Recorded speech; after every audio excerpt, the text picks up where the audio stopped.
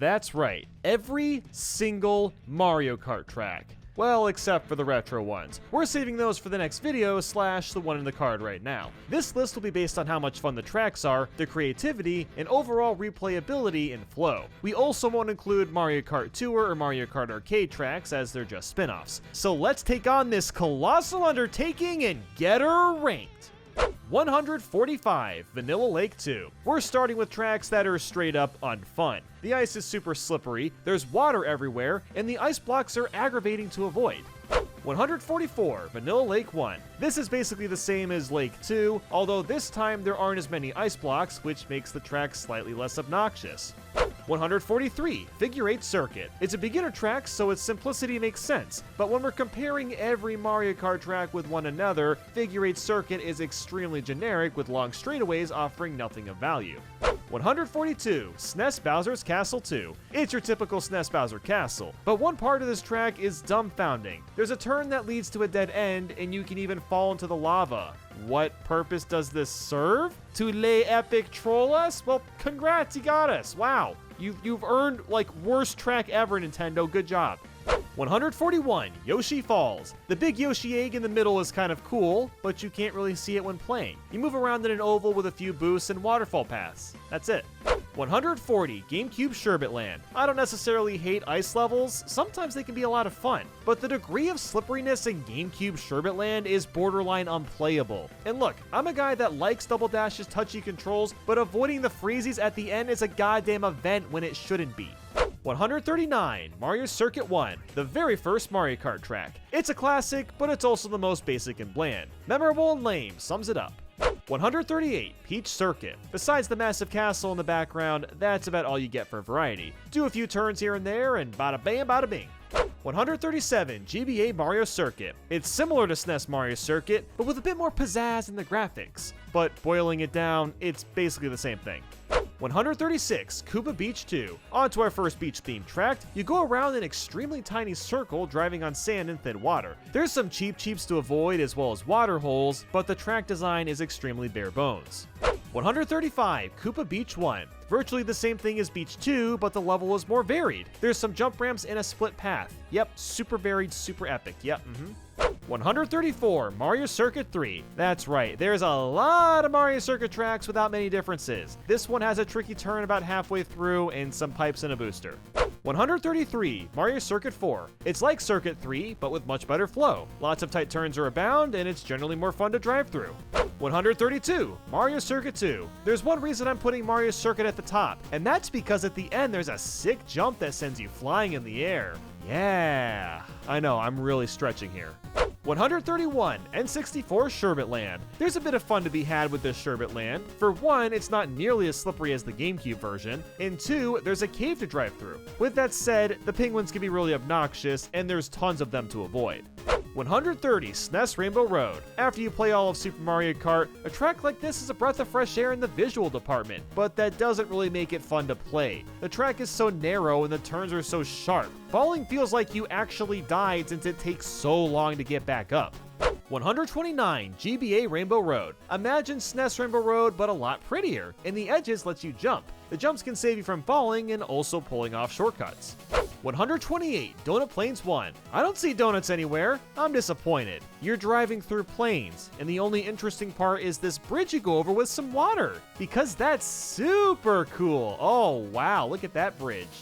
127, Choco Island 1. Apparently it's island, but chocolate. The background looks pretty cool and there's some ramps and stuff, but it's mostly just a Mario Circuit track with a new coat of paint. 126, Choco Island 2. The same can be said here, but the track is a little more lively considering we drive through a massive pile of mud. Or I guess chocolate syrup? Who knows?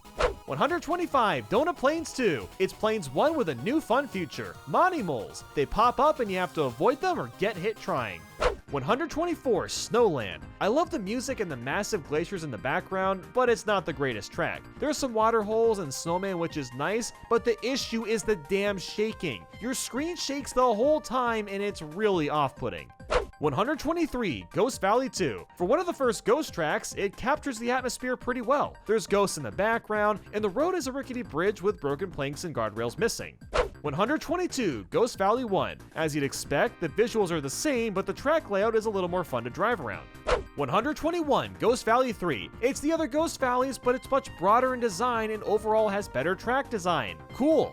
120, GBA Bowser Castle 1. The music slaps and the background is pretty appealing, but the track design is super boring. There's nothing wrong with simplicity necessarily, but this is a track that fades from memory right after playing. 119, SNES Bowser's Castle 1. Smooth curves are banned in Bowser Castle 1. Every turn is 90 degrees and there's also some ramps to fly off. 118, SNES Bowser's Castle 3. Same looking level, more jumps and options to make. Therefore, it's slightly better. 117, GBA Bowser Castle 2. Are you getting confused at which track is what at this point? Because I certainly am. You've got some split paths, you drive over gates, and the background is a creepy Bowser statue. 116, GBA Bowser Castle 3. I love the purple palette on the track, and the level design is a lot of fun compared to the 8 bajillion gajillion other gazillion billion other Bowser castles. 115, Donut Plains 3. You've got bridges that you're forced to jump over, Monty moles, sharp turns, and random dirt that slows you down. It's got a little bit of everything, and it makes for one of the best Super Mario Kart tracks. 114, Bowser Castle 4. It seems like this castle is held in a nuclear power plant, which is kind of nuts if true. The track is also extremely varied, and this is by far the best GBA Bowser Castle. 113, GBA Luigi's Circuit. Luigi, but he's big sad and caused a rainstorm. The rain effect is pretty decent for Game Boy standards, and the track adds to the immersion with puddles that you can trip over. 112, Mario Raceway. Mario's narcissism carries over to the 3D Mario Karts. This one has a bunch of Mario banners and signs. The environment is grassy with some sandy areas, but that's all that really stands out. 111, DS Mario Circuit. Fairly similar to Mario Raceway, but with a lot more variety. This includes some Goombas vibing on the road, and a beautifully drawn Peach's castle in the back. 110, Luigi Raceway, the only track where one of the item boxes always gets you a blue shell, although collecting it is fairly difficult. You also drive through a tunnel which is pretty lit, pun fully intended. 109, Wii Luigi Circuit. This is reminiscent of Mario Raceway due to the Luigi fanfare. The boost ramps at the end are a nice touch, and the ramp in the sand is good for the folks with mushies. 108, Mario Kart Stadium. We finally reached the Mario Kart 8 track, and this really doesn't do a great job showing off the anti-gravity gimmick. It's a fun track with a couple split paths and glide jumps, but it's pretty standard like the other Mario circuits. 107, GameCube Luigi Circuit. The classic starter course for Double Dash. The music is super chirpy and really gets you in the mood for racing. The track itself is minimal in design, but the overall vibe it gives off is great. 106, Toad Circuit. There's really not much to add besides big Toad balloons. I mean, for real, those are some large balloons. At least the gliding ramp adds some spice and everything nice. 105, Wii U Mario Circuit. Twisty is the name of the game. The track is essentially a glorified figure 8, but it flips upside down, which adds a lot more flair than you'd expect. The straightaway parts have stacked Goombas and ramps, which is kinda nice. 104, GameCube Mario Circuit. We're on the 80th Mario Circuit. What's different now, huh? Well, I'll tell ya. There's a big chain chomp at the beginning for added difficulty, and the road gets bumpy at the end. 103, Wii Mario Circuit. Peach's castle in this version is massive, and the world is framed more like a fancy town. You also get a big chain chomp who's a good boy, and he's my favorite doggy. Aw, chain chomp. 102, Royal Raceway. We're almost through all the generic Mario tracks. At least this one has an enormous jump at the end. There's something really gratifying about taking off on the ramp and flying through the air for 5 seconds. It's almost like you're skydiving. 101, 3DS Mario Circuit. For years, I've wanted a track where you drive through Peach's castle and enter levels in Mario 64, and this circuit kind of does that. You drive through grassy plains, but also through a portion of Peach's castle, which is really cool. 100, Daisy Circuit. For all the Daisy fans out there, she finally has her moment to shine. Well, with Luigi that is, considering there's a massive statue of them dancing. There's not much else to say besides that this track has some cool shortcuts, and the orange palette has a transcendent feeling of romanticism. 99, Riverside Park. Pulling off a lush jungle for the GBA is crazy, even to this day. In the park, you'll take some boosted ramps and basically drive through a jungle. 98, Lakeside Park. It's fairly similar to Riverside, but manages to be even more immersive. There's a volcano going off in the background. Lava rocks fall from the sky and land on the tracks. Lakeside Park desperately needs a remake from a new Mario Kart game. 97, Broken Tier, or Ghost Valley on steroids. It's a ghost level that has actual booze on the road, and the background has this monster mountain thingy that radiates heat. 96, Boo Lake. Boo-hoo if you like Broken Pier more. I find the Dead Trees and Mansion much more appealing, and the track design is straight up better and radder, so there's that. 95, Shy Guy Beach. We've got a bunch of crabs running around the sand and a pirate ship that shoots cannonballs. Any guys that are shy wouldn't like this one. Probably. 94, Yoshi Desert. You can't really go wrong with a Yoshi Sphinx just hanging out in the background. The track is pretty fun too, and even has a small oasis amidst all the desert. 93, Cheap Cheap Beach. We've got a hybrid of a beach, beach houses, jungle, and even a boat port. The transitioning from each area is done really well. 92, Cheeseland. I'm not sure how one comes up with the idea of making a track around cheese, but we'll roll with it. Realistically, it's probably so they could reuse their desert assets to save space on the cartridge, but we've got mice running around, so I'm not complaining. It's really innovative, it's really cool. 91, Desert Hills. The name speaks for itself. You're in a desert, and there are definitely some hills. The angry sun makes an appearance, which is cool, and you'll also have to watch for hotheads at certain points. 90, Dry Dry Desert. Another desert level, but it's got some fun quirks, like falling down a pit of quicksand gets you eaten by a massive piranha plant, and there's a huge tornado you gotta watch out for, or it'll throw you into the air and you die. Well, okay, you don't die, but you know. 89, Koopa Troopa Beach. The music screams vacation, and that fits the theme quite nicely since we're at a beach. There's a couple of ramps to take. Some of them let you take a massive shortcut or jump over a huge boulder. I don't know why you do that since it's not really faster, but the option is there. 88, Cheap Cheap Island. To this day, this is probably the prettiest beach-themed Mario Kart level. I don't know how, but Nintendo is just really good at making sunsets, and this one is no different. There's also a good amount of variety as you constantly go back and forth from ports to the beach. 87, Cheap Cheap Lagoon. The older beach levels didn't handle water well, so it's nice that Mario Kart 7 lets you cruise underwater and explore what's underneath. There's clams with boxes, a pretty looking cavern, and it all wraps together quite nicely.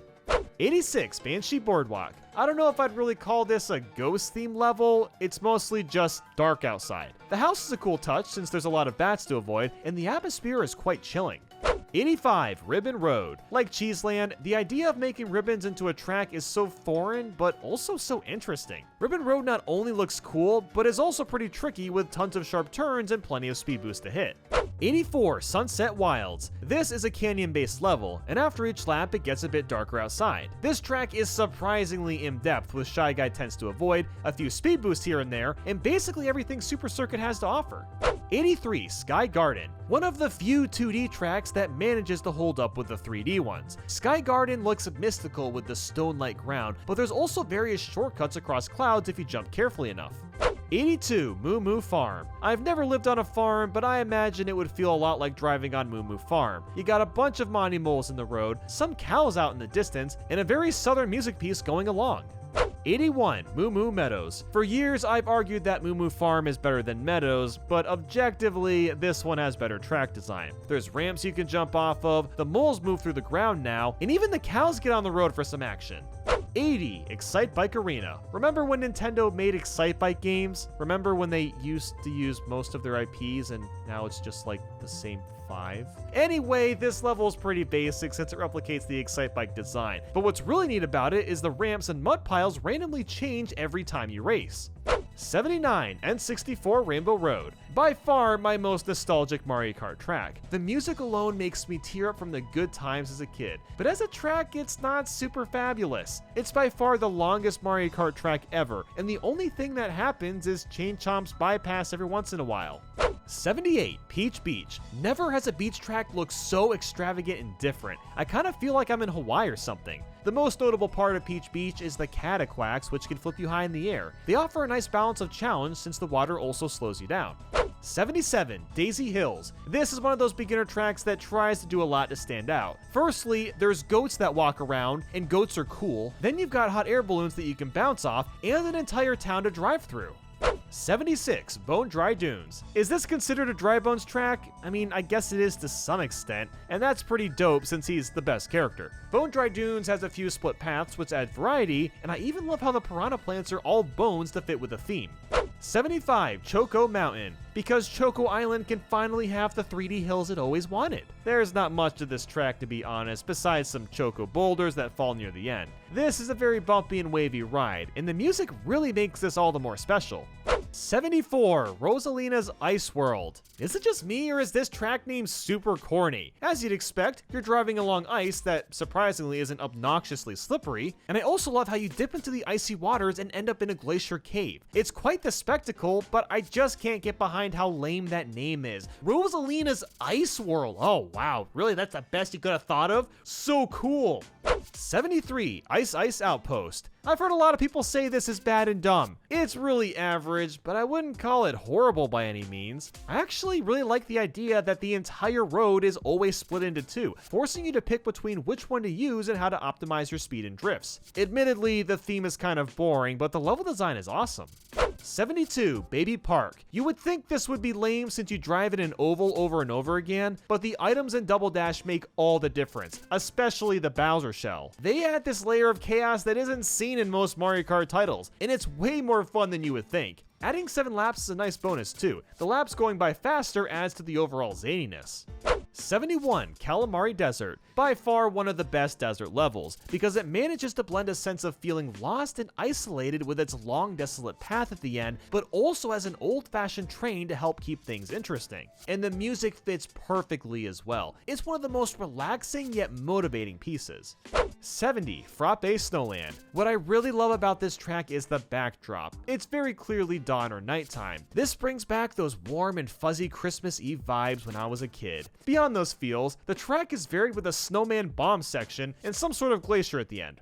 69, Yoshi Circuit. One of the most recreated Mario Kart tracks. The original still holds up as the best one. That's simply because it has both of the shortcuts, and it just looks really cool. And as I'm sure you know, the track is an outline of Yoshi, and magically it works.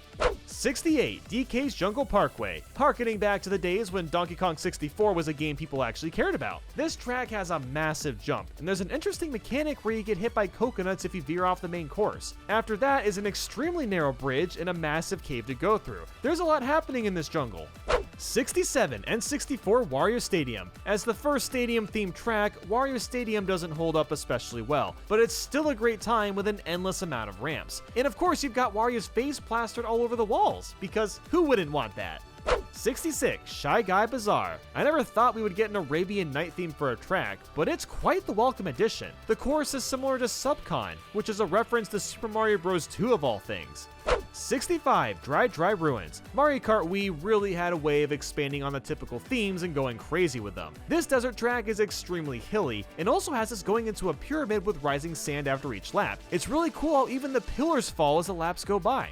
64, DS Wario Stadium. This is basically Wario Stadium 2. It's very similar to the N64 version, but much more fleshed out. The ramps sometimes have fire rings to jump through, you slide through mud via tons of speed boosts, and the track layout is just more interesting. 63, Animal Crossing. Most tracks tend to look exactly the same every time they're played, which, yeah, that's to be expected. But Animal Crossing breaks the norm and randomly selects different seasons, which changes the track's look completely. It's a really awesome gimmick that should be utilized more often in the future. 62, Toad's Turnpike. The emphasis on our small carts is brought to a different level since you drive through actual traffic. The cars and trucks are extremely deadly and have wonky hitboxes, and that's what makes this track so awesome. You feel a lot of pressure to avoid getting hit by anything. 61, Water Park. A theme park track on its own would have been a great idea, but the flood half of it is something I wouldn't have expected. Water Park is one of the few water levels I actually enjoy since going there doesn't feel sluggish, and you can even boost off the coasters. 60, Shroom Ridge. I imagine some prefer Toad's Turnpike over this one, but I've always found Shroom Ridge to be underrated. This track feels like I'm on a family road trip, going through some mountains, playing Pokemon on a Game Boy for several hours at a time. I'm not sure if that's what they were going for, but it works well. 59, Neo Bowser City. Finally, Bowser upgraded from castles to a utopian city. Okay, maybe that's a bad thing. But there's a constant downpour, and it looks really sick with all the buildings lit up in the night sky. There's also plenty of puddles that you can spin out from. 58, DS Bowser's Castle. Admittedly, the visuals are nothing special, but the track design is innovative in a lot of ways. You've got the main room where the floor rotates against you, and this tube thingy that spins depending on your center of gravity. It's nice to be able to go inside and outside the castle. 57, Wild Woods. I only just figured out that this track is similar to Maple Treeway. We're shrunk down, drive across tree branches, and zoom through rushing water. On top of that is a Shy Guy Village, which is very easy to miss due to how much happens on the road. 56, N64 Bowser's Castle. One of the most classic Bowser castles of them all. The thwomps are absolutely ruthless and will chase you down, making them tricky to avoid. Around the end, you'll leave the castle briefly to go across a bridge and make some jumps off the top. 55, Toad Harbor. Good old San Francisco. You'll find sailboats, a town, and even some trolleys cruising the road. You can drive on the walls too, which is pretty darn nifty. There's lots of relaxing vibes with Toad Harbor. 54, DS Rainbow Road. This may come off as a fairly basic rendition of Rainbow Road, but it was the first one to include a loop and corkscrew, which is pretty impressive for a handheld title. The music slaps as well, which is an added bonus. 53, Rock Mountain. Mario Kart 7 really wanted to fully utilize their gliding mechanics, and that's accomplished with a section that lets you glide down a massive mountain. You'll also go through a tunnel and climb up a hill with lots of boulders rolling down. 52, 3DS Bowser's Castle. What I adore about this Bowser's Castle is the amount of routes you can take. Every twist and turn, the roads split up, which adds a lot of value to the track. And that water section comes completely out of nowhere. 51, Yoshi Valley, the king of multiple routes. Every path leads you to a new adventure. You aren't always sure what's the best route to take, and that's what makes it such an interesting track. In fact, not even the game knows what you're doing, since it can't track who's in which place. 50, Toad's Factory. Factories are not really the safest places to be, so imagine driving through one. You've got presses trying to squish you down, conveyor belts with boxes, and even live construction. Sign me up. 49, DK Pass. Climbing up and down this mountain is a pretty good time. There's even some snowballs to avoid along the way. The best part of the map though is that hidden item box that always gives you stars or mushrooms. I don't know why that's there, but I'm not complaining. 48, Peach Gardens. Alright, Peach, flexing on your wealth with a huge garden. Alright. But seriously, driving through a massive garden with chain chomps as guards is a brilliant idea and works perfectly with a maze-like structure. 47, Twisted Mansion. Even Nintendo got bored with their ghost tracks and made this ridiculous looking mansion. The carpets are wavy, half of the house is flooded, and none of it makes sense due to the anti-gravity. It's kind of got Tim Burton vibes. You can especially hear this in the soundtrack. 46, Wii U Rainbow Road. At first, I was disappointed with Mario Kart 8's Rainbow Road because it didn't really live up to the hype of Mario Kart 7's, but the more I play it, the more I can appreciate its space station theme and the fact that the track does a good job with making the level hard but also fun. 45, Moonview Highway. Take Toad's Turnpike and dump steroids all over it. What you get out of that is Moonview Highway, a fast-paced traffic level where cars are flying around all over the place and making turns without putting up their signals. That's right, the game is setting a bad example. You youngins better not be listening to those drivers in Moonview Highway, alright? 44, Hyrule Circuit, a Legend of Zelda track. The coins are replaced with rupees, hitting the 3 Triforces opens up a ramp, and the Piranha Plants are now Deku Babas. Not only is Hyrule Circuit a joy to play, but it makes me excited for the future of Mario Kart and what we may see from another Nintendo IPs. 43, GameCube Rainbow Road. This was the moment when Rainbow Road tracks really started to get good. The music is breathtaking, it makes you feel like the end is near in a good way, and you're exploring space. And on the bottom of this track is Mushroom City, which is also a banger track. 42, Mushroom Gorge. Mushrooms are a staple to Mario, so using them as a main factor for a track only makes sense. These ones are especially cool since you can bounce and trick off them. There's even a cave where the mushrooms split into multiple paths. 41, Sweet Canyon. Cookies, chocolate, donuts, and all the things that are a delight. Not only does Sweet Canyon look delicious, but the track is just creamy to play. The level design has a subtle donut shortcut and a boost that launches you to a sugar high. 40, GameCube Bowser's Castle. This was the track that taught me how to drift as a kid. It does not play around with how quickly turns come up. You'll constantly have to avoid lava or fire, and there's a Bowser statue that spews fireballs at the end.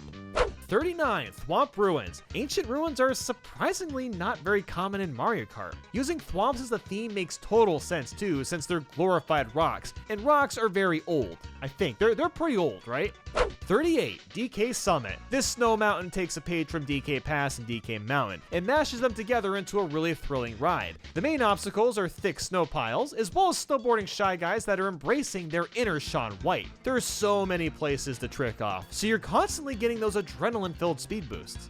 37. Wario's Gold Mine. Of course Wario has a gold mine. He is Mr. Money after all, and there's very few safety precautions since we drive on train tracks the entire time, having to avoid minecarts and falling into the pits of darkness. Very dangerous. I like it. 36. Mushroom Bridge. This is a more mild version of a traffic level and is by far the most creative too. Most cars need to be avoided, but there's also mushroom cars that release mushrooms, and the Wiggler trains can topple you across the ground. You can also ride on top of the bridge, which has no added benefit, but you feel like a badass when you don't fall. 35. Mushroom City. Mushroom Bridge, but at dark. The traffic is a little bit heavier, and the mood is more intense since it's harder to see all the traffic coming. I go back and forth between Mushroom City and Mushroom Bridge being better, but I prefer the extra bit of difficulty and the extra paths. 34. DK Jungle. It starts off like DK's Jungle Parkway, but becomes its own beast once you run into the Tiki Heads and enter the Golden Temple. All these elements come from Donkey Kong Country Returns, which helps make the track stand out.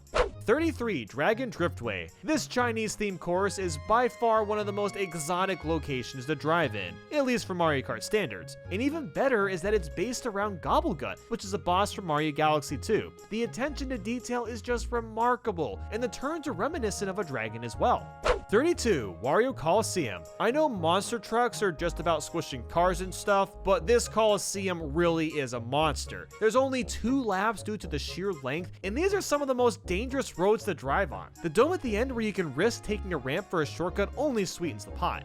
31. Dino Jungle. Dinosaurs in Mario tend to blend well like a chocolate milkshake, so having a track based on dinosaurs just needed to happen. You're mostly driving through prehistoric jungles, as well as a couple caves with geysers and Noshi at the bridge. Noshi or Nasi, both of those are the names of this dino. Fun fact of the day, you're welcome. 30. Wario Shipyard. Here we go again with Wario and his money. This time it's insinuated that he's a pirate. Lots of this track is underwater. You'll have to be wary of pipes blowing out water, swinging anchors, and just general driving as this track has some tricky moments. 29. Grumble Volcano. Driving through an active volcano, because why not, right? But alas, Mario is no stranger to danger. As the laps progress, more and more the track falls apart, which can get pretty intense. There's fireballs flying out of the sky and hotheads on the road too. 28. Dolphin Shoals. I never thought I could genuinely enjoy a water level so much. Dolphin Shoals has us driving through sand, but also hopping across water-blowing pipes and tricking off a massive Unagi. The music really makes this a treat, as the jazz kicks in hard for the moments you briefly leave the water. Oh, it feels so good. Yeah! 27. Super Bell Subway. I've never been a fan of subways or taking the train, but I've always fantasized going through those tunnels and seeing what's inside. That fantasy is brought to life since you drive through these tunnels while the trains are coming through. Super Bell Subway does an awesome job with immersion, and you can even ride on top of the trains. 26. Piranha Plant Slide. The idea behind this one is a weird hybrid of a classic Mario Underground stage, lots of water, pipes, and piranha plants. What comes out of that is an extremely interesting track with rushing water, drastic changes in locations, and a massive jump at the end. 25. Airship Fortress. Mario Bros. 3 airships are so infamous that they deserve their own track, and they managed to nail the feel of them. You start on the top by avoiding rocky wrenches, and then go inside with a bunch of fire bars. You're eventually launched into a partially destroyed castle to repeat the loop again. It's really well done. 24. Luigi's Mansion. What a great game. I'm so glad there's a track based around that world. You drive through parts of the mansion which is filled with booze and portrait ghosts, then you'll step outside and are forced to drive through mud and moving trees. 23. Wii U Bowser's Castle. There are so many Bowser castles at this point that I'm surprised Nintendo manages to find ways to make new ones. This track has a massive Bowser that punches the floor and shakes it. Plus there's lasers on the second and third lap that just come out of nowhere. This can be difficult with tons of things to avoid, and it's pretty spectacular with a rocking music piece too. 22. Delfino Square. The world of Delfino Plaza is beautiful, so having a track based on that is a dream come true. It doesn't really follow the game's original map, but instead creates its own. The bridge at the end is pretty neat, since you'll never know if you're going to get a high or low jump.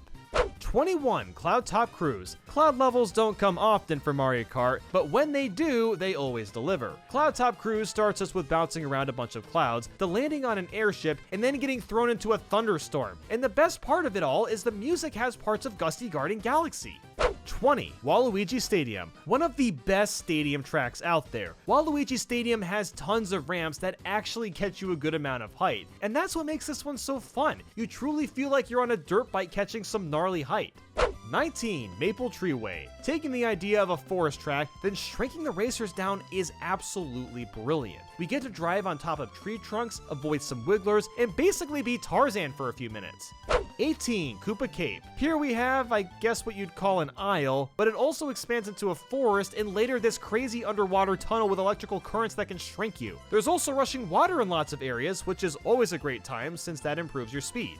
17. Daisy Cruiser. I've been on a fair share of cruise ships in my day, but nothing quite matches this. Daisy Cruiser lets you drive around on top of a ship, through a kitchen area, and even some of the underground piping. The recreation of being on one of these ships is 1-to-1. They absolutely nailed the feel.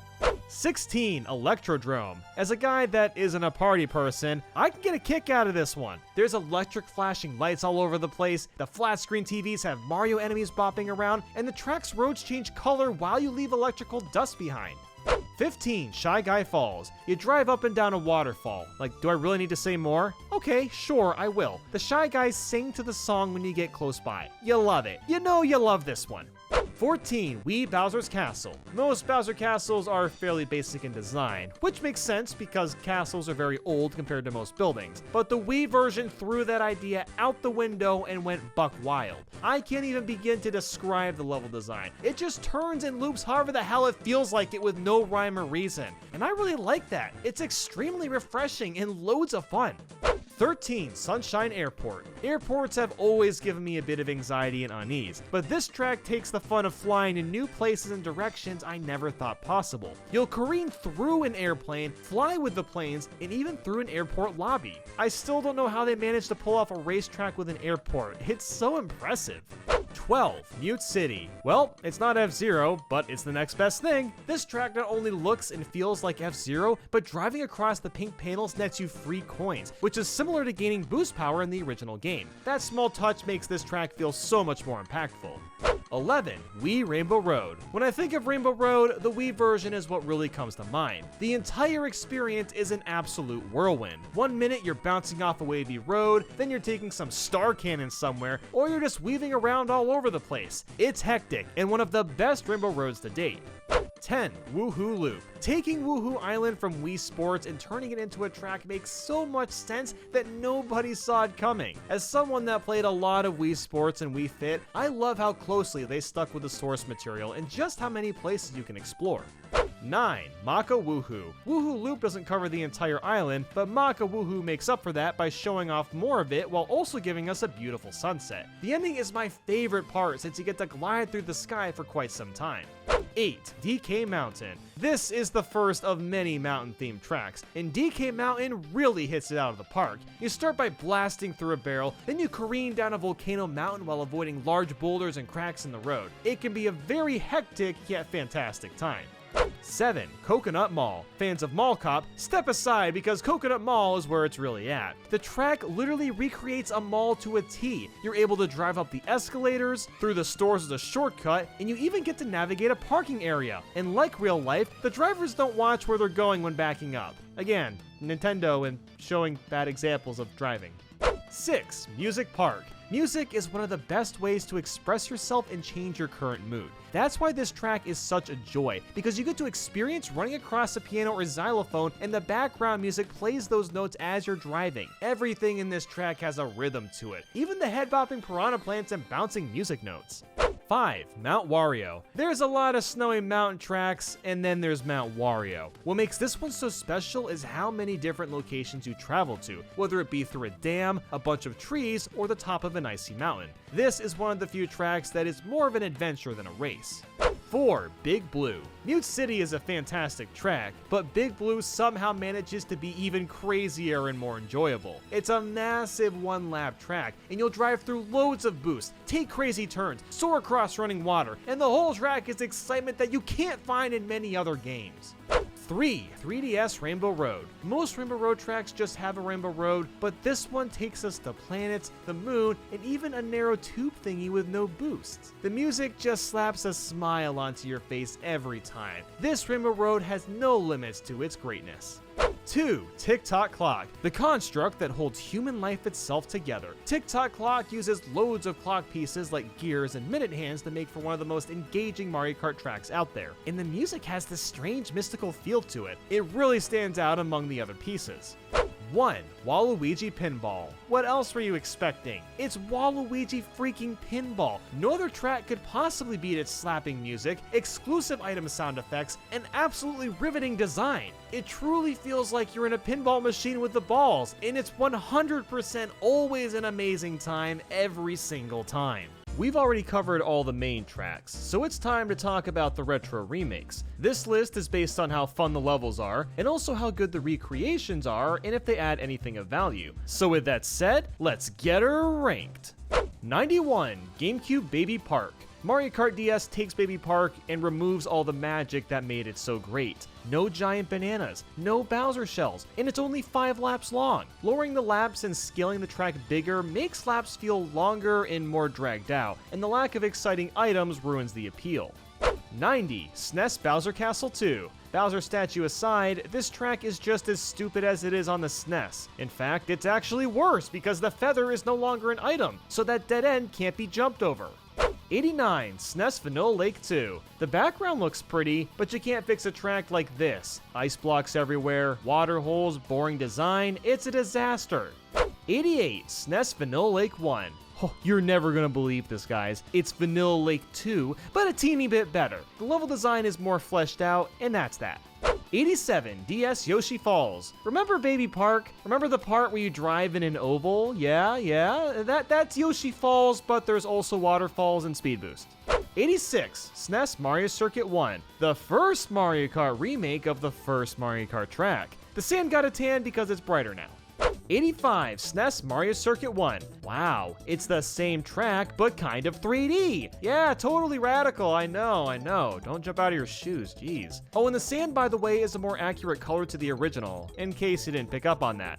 84. GBA Peach Circuit. It's a circuit, but Peach bought it because she's got all the coins. The track is more interesting than Mario Circuit 1, but not by much. 83. SNES Koopa Beach 2. Go in a crescent shape, jump over water holes, and win, because you're a gamer. 82. SNES Koopa Beach 2. Holy sh*! It's the DS version of Koopa Beach 2, oh my god! Now look, instead of raving about sand for the 8th time, I like the addition of Cheep Cheeps just bouncing on the water. Yeah, look at them go. Cheep Cheep. 81. SNES Koopa Beach 1. You got more islands, a fork in the road, and more interesting track design. You could say it's better than Koopa Beach 2. You could say that, and I do. I'm saying it right now. 80. SNES Rainbow Road. The Starry Night looks really pretty, but there aren't any real improvements per se. It feels empty without the thwomps as well. 79. SNES Mario Circuit 3. That absurdly sharp turn is still in this version. Let's spare the details since we've got, 7 zillion Mario Circuits to go. 78. SNES Mario Circuit 3. I mean, what more do you want me to say here? Just look at the track, maybe observe it, and make up your own damn ideas. 77. SNES Mario Circuit 4. You'll like this track if you're part of the Fun Turn squad, because the track layout feels more refined than Circuit 3. 76. SNES Mario Circuit 2. Oh ho ho, but it gets better because this track has an even better layout and a super wacky dacky duper jump at the end. I know I'm really jumping out of my seat in excitement. Woo! 75. SNES Donut Plains 1. Yeah, that's right. The DS version of Donut Plains 1 is worse than the GBA one. Yeah, sure, it's 3D-ified, but everything looks so washed out and bland. 74. SNES Donut Plains 1. The new background looks incredible, but it is also Donut Plains 1. At the very least, it's pretty looking. 73. SNES Donut Plains 2. It's the second track, but now there's no Monty Moles. Taking out all the fun, I see.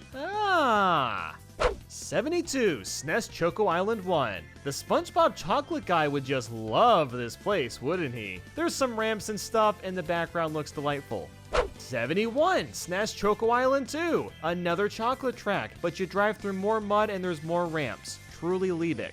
70, SNES Choco Island 2, Choco Island 3D. That's right, guys, get your 3D glasses on for extra immersion. I like the piranha plants, and there's more control with which ramps you take. 69, SNES Ghost Valley 2, Rickety Bridge at night. If you hit the side panels, they'll fall, so you might want to watch out for that. 68, SNES Ghost Valley 1. Oh, you're never gonna believe this, but this track looks like Ghost Valley 2. Yeah, that's right, it looks just the same, but now there's a couple ramps plus a shortcut if you're extra daring. 67, Ghost Valley 3, Ghost Valley the Third. It's always been the best Ghost Valley. There's holes in the planks, you got ramps, it's totally lit. 66, SNES Bowser Castle 1, otherwise known as the castle that feared circles. You drive and take 90-degree turns, and the thwomps are gone for some reason. I don't know where they went. 65, SNES Bowser Castle 3. It's Bowser Castle 1, but in a parallel universe that has more ramps and interesting jumps. But like the SNES tracks, they aren't nearly as fleshed out. 64, SNES Donut Plains 3. There's a slight improvement on this track, and that's the ramp over the bridge. You no longer manually jump over it, but maybe that takes away the fun. It really just depends on the person. 63, GBA Bowser Castle 2. Despite bringing a 2D track to 3D, it's fairly boring in visuals. There's some fun to be had with all the ramps and girder sections, but it's just a typical Bowser Castle. 62, SNES Mario Circuit 2. It's Mario Circuit 2, but with a gliding ramp at the end. This ramp does actually add enough to the track to not be put directly above the GBA remake. 61, SNES Ghost Valley 2. So the walls are much taller than they seem in the originals, and that strangely adds this sense of claustrophobia. I also love the boos in the background as well. 60, GameCube Yoshi's Circuit. Everybody loves Yoshi's Circuit, but something about this demake just feels off. You can still take one of the shortcuts, but the other one is blocked off. And I don't know, the track just looks really drab with the life sucked out of it. 59, GBA Luigi Circuit. The Luigi balloon looks even better now, and the rain effect is much more effective. There is definitely an uplift with this Luigi Circuit. It feels much more alive and well. 58, N64 Frappe Snowland. This one is fairly similar to the original, although the textures look a lot cleaner and nicer. I think there may be slightly less snowmen at the halfway point, but I'm not certain on that. 57, SNES Donut Plains 3. This was always one of the best SNES tracks, and it really delivers in this remake. We get to drive through the water at some points, and the road even glistens in wet dirt, which also makes the road slippery. Topped it off with the new Monimole sections that you can trick off, and you've got a track that feels new, but retains what made it so great. 56, GBA Bowser Castle 3. The blue-toned road matched with the orange lava always made for a track that stood out well. Bringing it more life in Mario Kart Wii makes it even better. 55, GameCube Luigi Circuit. Like most of the early retro tracks, it looks virtually the same as the original. It's a little more pixelated, but it plays and feels the same. 54, GameCube Mario Circuit. The little bumps at the end can now be tricked off, which really enhances this circuit since you have some sort of control of your driving. 53, N64 Choco Mountain. The textures are immensely better compared to the original, and it's honestly really bizarre how some of the DS retro tracks look the same, while this just shines in comparison. Outside of that, you know what you're getting into. 52, N64 Moo Moo Farm. One of my favorites in Mario Kart 64. The DS Moo Moo Farm nearly flawlessly recreates it to a T. The ground looks a bit better, I'd say, and the Monimoles aren't quite as obtrusive. 51, N64 Mario Raceway. The chorus looks a bit more vibrant, but it's virtually the same as the original without many changes. You can trick off this pipe now, which is pretty neat. 50, GBA Bowser's Castle 1. This was one of the more generic Bowser Castles in Super Circuit, but it looks pretty spruced up now. The jump ramps are now boost, and one of them turns into a gliding ramp on the second lap, which is a solid addition. 49, DS Desert Hills. The desert has never looked better and more refined. The hotheads look awesome this time around, and the track still retains that sandy vibe. 48, DS Cheep Cheep Beach. I always loved how the original track went with 3 different themes for this beach level, and seeing that expanded on even more is just incredible. We can drive through the water more easily, there's a few extra ramps, and the course just looks really, really good. 47. GBA Sky Garden. Something about keeping the vines 2D but 3D-ifying everything else adds a lot of charm. The shortcuts are still present and this track still rocks. 46. N64 Luigi Raceway. The one big change is you can drive on top of the bleachers, which is definitely a bizarre one, and something about the green colors they picked really made Luigi Raceway pop. This was such a good first impression for what Mario Kart 7 offered. 45. N64 Banshee Boardwalk. Oh my god, I can actually see the water this time! Banshee Boardwalk retains that creepy vibe while sprucing up the textures and keeping the level design the same. 44. N64 Calamari Desert. A ramp has been introduced which allows you to soar over the train, but otherwise Calamario is the same relaxing course it always was. 43. N64 Bowser's Castle. The thwomps have been heavily updated, and the castle itself looks a lot more eerie than before. The difficulty seems to have been toned down a bit, but I think that's only because Mario Kart Wii's engine is a lot better than 64's. 42. N64 Sherbet Land. The icy roads in the original were a pain to put up with, and while they're still slippery in the remake, there's some semblance of control now. And the cave looks so much nicer too with added speed boost. 41. N64 DK's Jungle Parkway. The mighty, mighty jungle. DK's Parkway looks a lot cleaner, and the massive jump at the beginning is a lot smoother since the track was expanded more. The cave also looks like an actual cave now.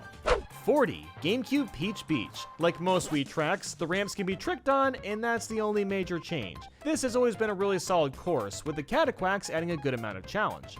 39. N64 Toad's Turnpike.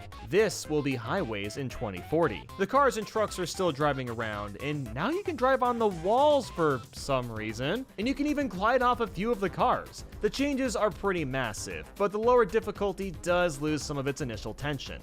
38. GameCube DK Mountain. Everybody loves this one. You shoot up to a volcano and drive down the mountain. The updates include a few ramps near the top and some areas to half-pipe off. I love this track and all, but Double Dash's floatiness is what really made this one so fun, and that feels lost when you can't even trick off the mountain naturally and are forced to use ramps. 37. Wii Moo Moo Meadows. The track design is virtually the same, but the graphics have been improved drastically. Gone is the yellow road. It's been changed to a more muddy brown, which fits the theme much better. 36. GBA Mario Circuit. Instead of taking the easy route and updating the graphics on a flat GBA course, Nintendo flexed on us with their big brain ideas. Make a basic turn extremely dramatic by tilting it high into the air with ultra hands, and those are toys that Nintendo sold in the 1960s. I don't know how you even come up with that, but GG guys. 35. GBA Shy Guy Beach. What's great about this remake is how much more pronounced the cannonballs are. You really get a good grasp of what they look like, and the explosion is much more impactful. It makes for a delightfully good time. 34. DK Pass. The ramp at the end lets you glide, and the overall look is much more reminiscent of a snowy mountain with a touch of light fog. DK Pass is an overall solid mountain track. 33. 3DS Neo Bowser City. I always thought this course looked awesome before, but they managed to make it look even better. The only real notable change is the end where the puddles are removed in place of an anti-gravity section, but it didn't need much changing. 32. GameCube Mushroom Bridge. By far one of my favorite Double Dash courses. For the most part, it's the exact same track. The only change is you can't drive up the bridge anymore, and you can't enter the sidewalk areas. Those are barely deal breakers though. 31. GameCube Yoshi Circuit. Talk about an absolute beauty. Yoshi Circuit looks freaking phenomenal. The towns at the end, the running waterfall over the shortcut, the birds that fly away when you get close to them on the road. It's great stuff. It's really too bad that both shortcuts weren't included. 30. N64 Royal Raceway. The rose petals blowing in the wind does make you feel very royal and well endowed. This course got a massive makeover visually, but not much changed in general. There is of course the massive gliding section, but you also can't drive to Peach's castle anymore. That's a bit sad. 29. GameCube Baby Park. We all know Baby Park is known for its mayhem, and that's exactly what the background brings us. An endless amount of detail and just things to see. There's so much happening that I couldn't even begin to describe it. We're also back to 7 laps and 12 racers, and constant anti-gravity is natural chaos that the original was so well known for. 28. DS Peach Gardens. Peach's massively unnecessary investment is still one of the most creative Mario Kart tracks out there. Not much was updated besides some textures, the usual for Wii tracks. 27. GameCube Waluigi Stadium. By far one of the best stadium tracks. Waluigi Stadium adds a couple ramps and half pipes, but not more than that. The only downside is, like DK Mountain, the heavier gravity makes the jumps feel less impactful, but it's still an incredible track nonetheless. 26. GameCube Sherbet Land. I can't believe how creative this ice track became. Instead of falling into water holes and dying, it's transformed into an underwater racetrack which at some points has you riding on the sides of a glacier. 25. N64 Koopa Troopa Beach. One of the best beach levels out there. The shortcut ramp has been moved to a completely different spot. There's a glider ramp over the massive boulder too, but everything else is similar enough. It holds up surprisingly better than most N64 tracks. 24. SNES Rainbow Road. I really wasn't a fan of the original, but the Mario Kart 7 version really hits home this time. The thwomps cause the road to wave, which gives you chances for some tricks. The road is a bit wider as well, so while the challenge is still here, it's a bit more manageable. 23. SNES Rainbow Road. There's not much to add because it's basically Mario Kart 7's version with a new splash of paint. It looks freaking fantastic and plays exactly the same. I wouldn't want it any other way. 22. Wii Mushroom Gorge. The bouncing doesn't feel quite as bouncy, and I actually kinda like that. The Mushroom Cave also changes up the mushrooms a bit, and this is still an extremely interesting track to play on. 21. GameCube Dino Jungle. The perfect collab does exist. Mario and big dinosaurs. The bridges are slightly wider and there's a couple new glider areas. The end adds a bunch of dark mud on the edges, and it actually fits really well with the theme. 20. N64 Yoshi Valley. Who would have thought this would be redone? This is one of those super weird N64 tracks. I'd never guessed that Nintendo would want to go back to this. And it's still incredible to this day. There's a cannon booster that was added, and some of the roads are a bit wider now. It feels much more like an actual valley. It's honestly too bad Lekatu saves you when you fall instead of falling all the way to the bottom. 19. DS Luigi's Mansion. By far the best ghost-themed track since we get to drive through parts of Luigi's heckin' mansion. It is strange that the portrait ghosts were all replaced with boos, but there's a couple extra ramps added. 18. 3DS DK Jungle. What DK's Jungle Parkway wishes it was. It plays and looks the same as the original, but everything has a more glossy touch to it. I also gotta say, that shiny spinning banana looks absolutely delicious. 17. DS Delfino Square. You drive around Delfino Plaza. What's not to love? The remake doesn't really do anything besides make the buildings look not pixelated, but that's all it really needed. There aren't too many tracks where you get to drive through a town. It's pretty invigorating.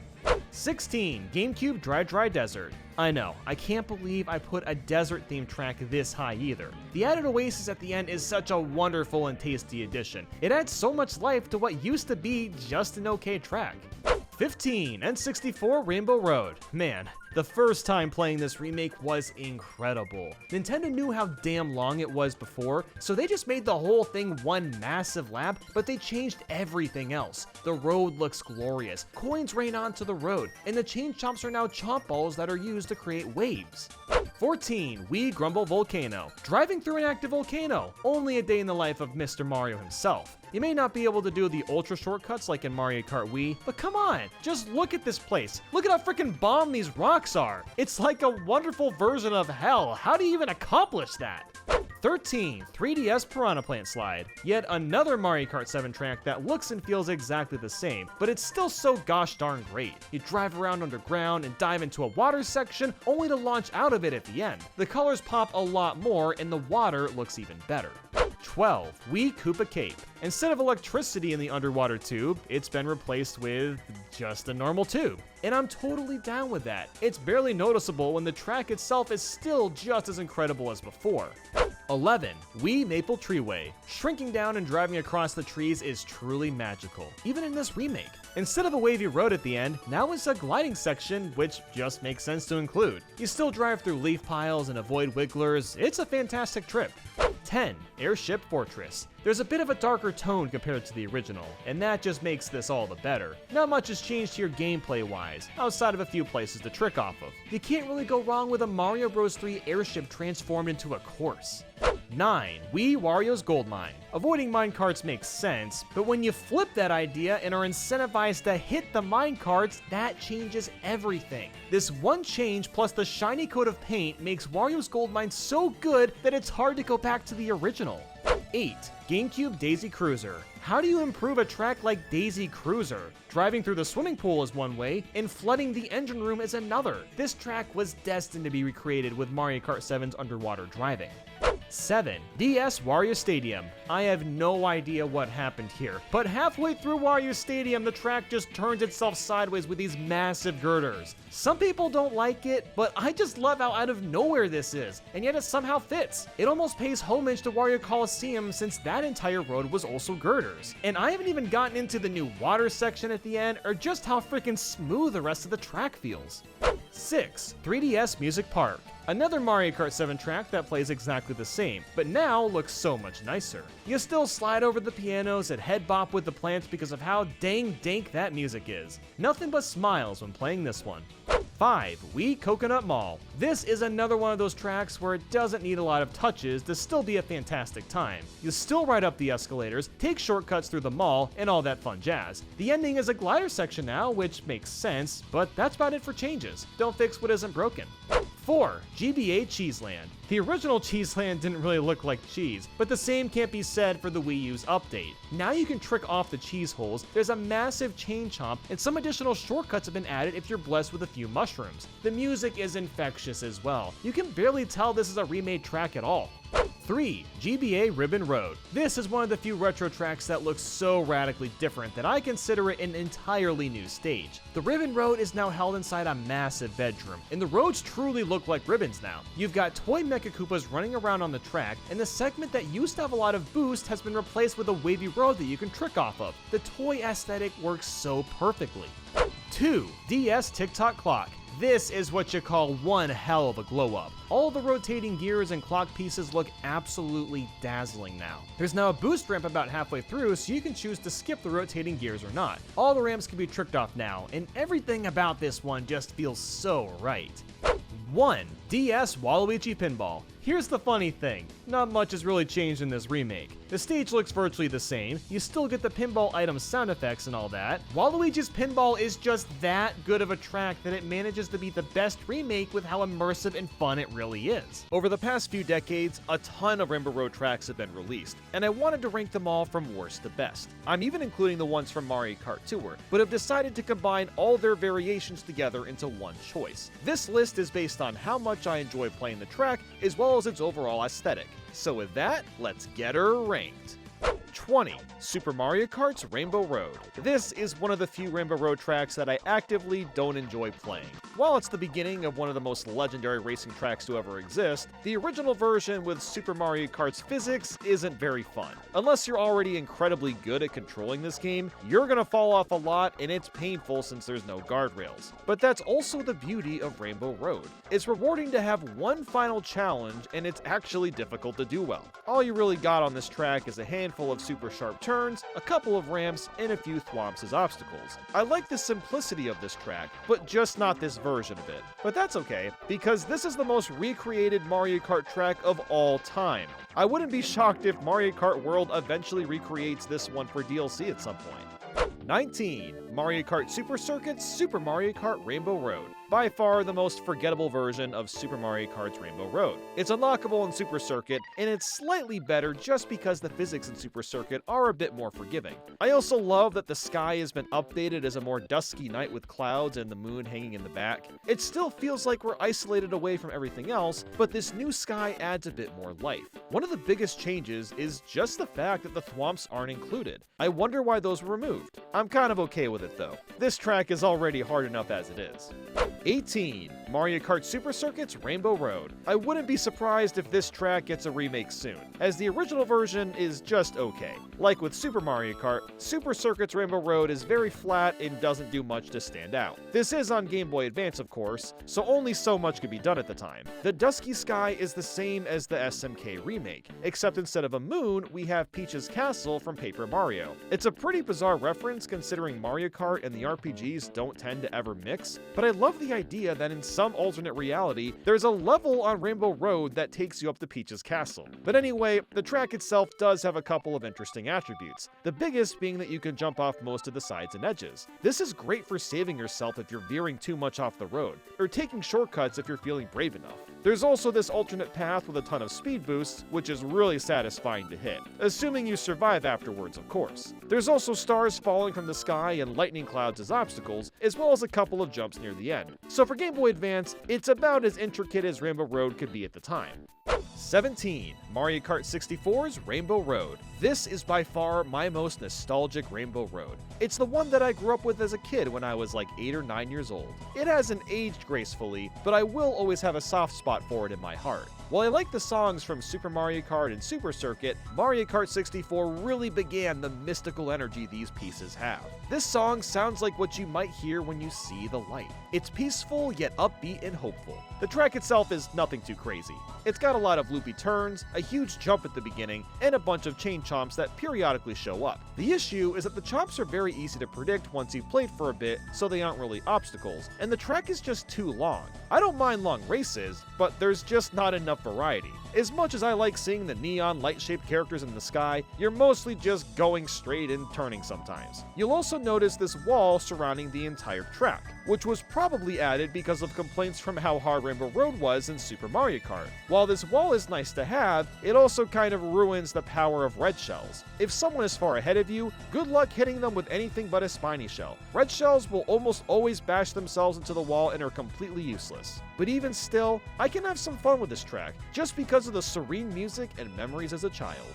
16. Mario Kart Tour's Super Mario Kart Rainbow Road. This is such a bizarre version of the classic Rainbow Road, as there's 4 different variants. While I wouldn't necessarily want to play this because of the touch controls, it's better than what's on the SNES and GBA. I like that they've kept the dusky sky and have added some floating asteroids and Saturn in the background. There's some extra ramps thrown in too, since Mario Kart Tour is all about chaining a combo for as long as possible. You'd think the reverse version would be the same thing except in, well, reverse. But no, there's a huge glide ramp in the middle with the straightaway cut out. The trick variant is even weirder. Almost the entire road is wavy now, more ramps were added, and the thwomps were removed. The reverse trick version has chunks of the road redesigned entirely with dash rings and bouncy mushrooms. I don't really see the point of them doing this considering the Rainbow Roads that are coming up, but the variety's nice.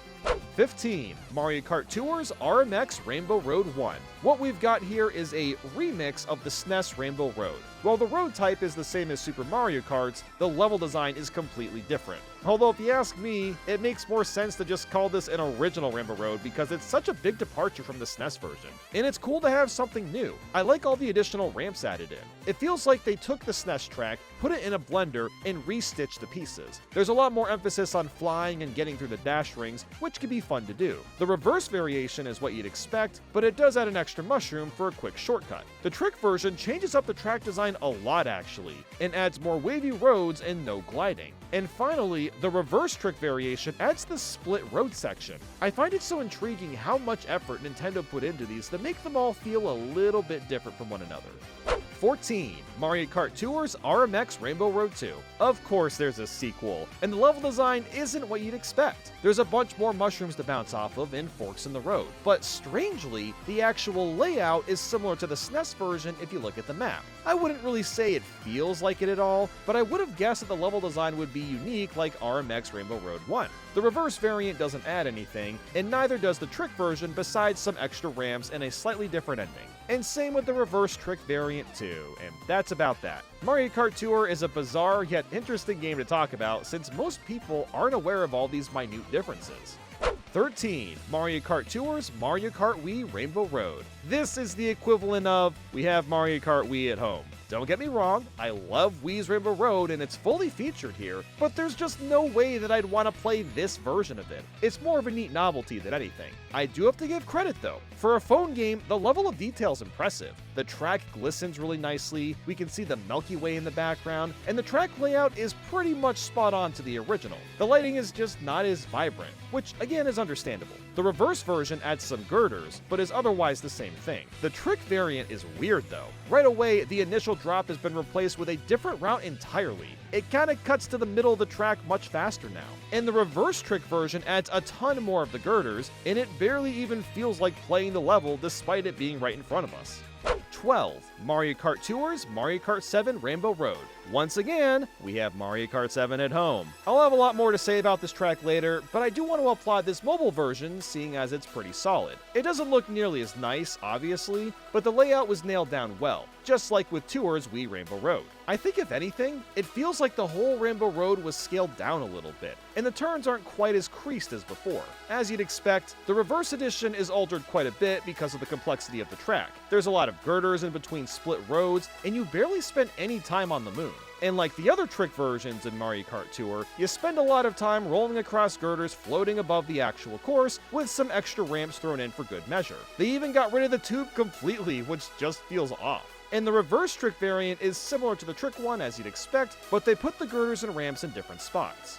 11. Mario Kart 7 Super Mario Kart Rainbow Road. We've once again returned to the rainbow that started it all. Although this time, I actually really enjoy it because Mario Kart 7's controls are vastly improved over anything we've talked about so far.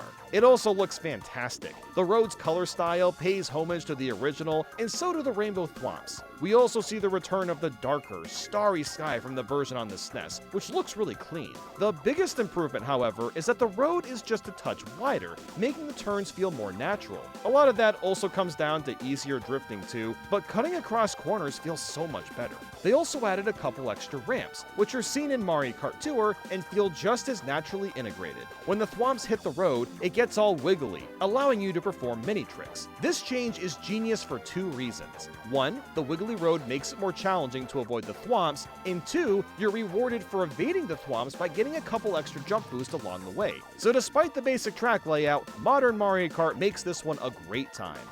10. Mario Kart 8 Super Mario Kart Rainbow Road. And here we are with the final remake of the original Rainbow Road. I actually don't have much to say for this one, and that's because it doesn't really change anything from the Mario Kart 7 remake. The biggest difference is the visual overhaul. God damn does it look gorgeous. The road looks as if it's being lit up with neon panels, the thwomps are even more rainbowy, and the background sky is paired with faraway hills. Outside of that though, the wavy roads and additional ramps return, and it feels just as nice to race on as before.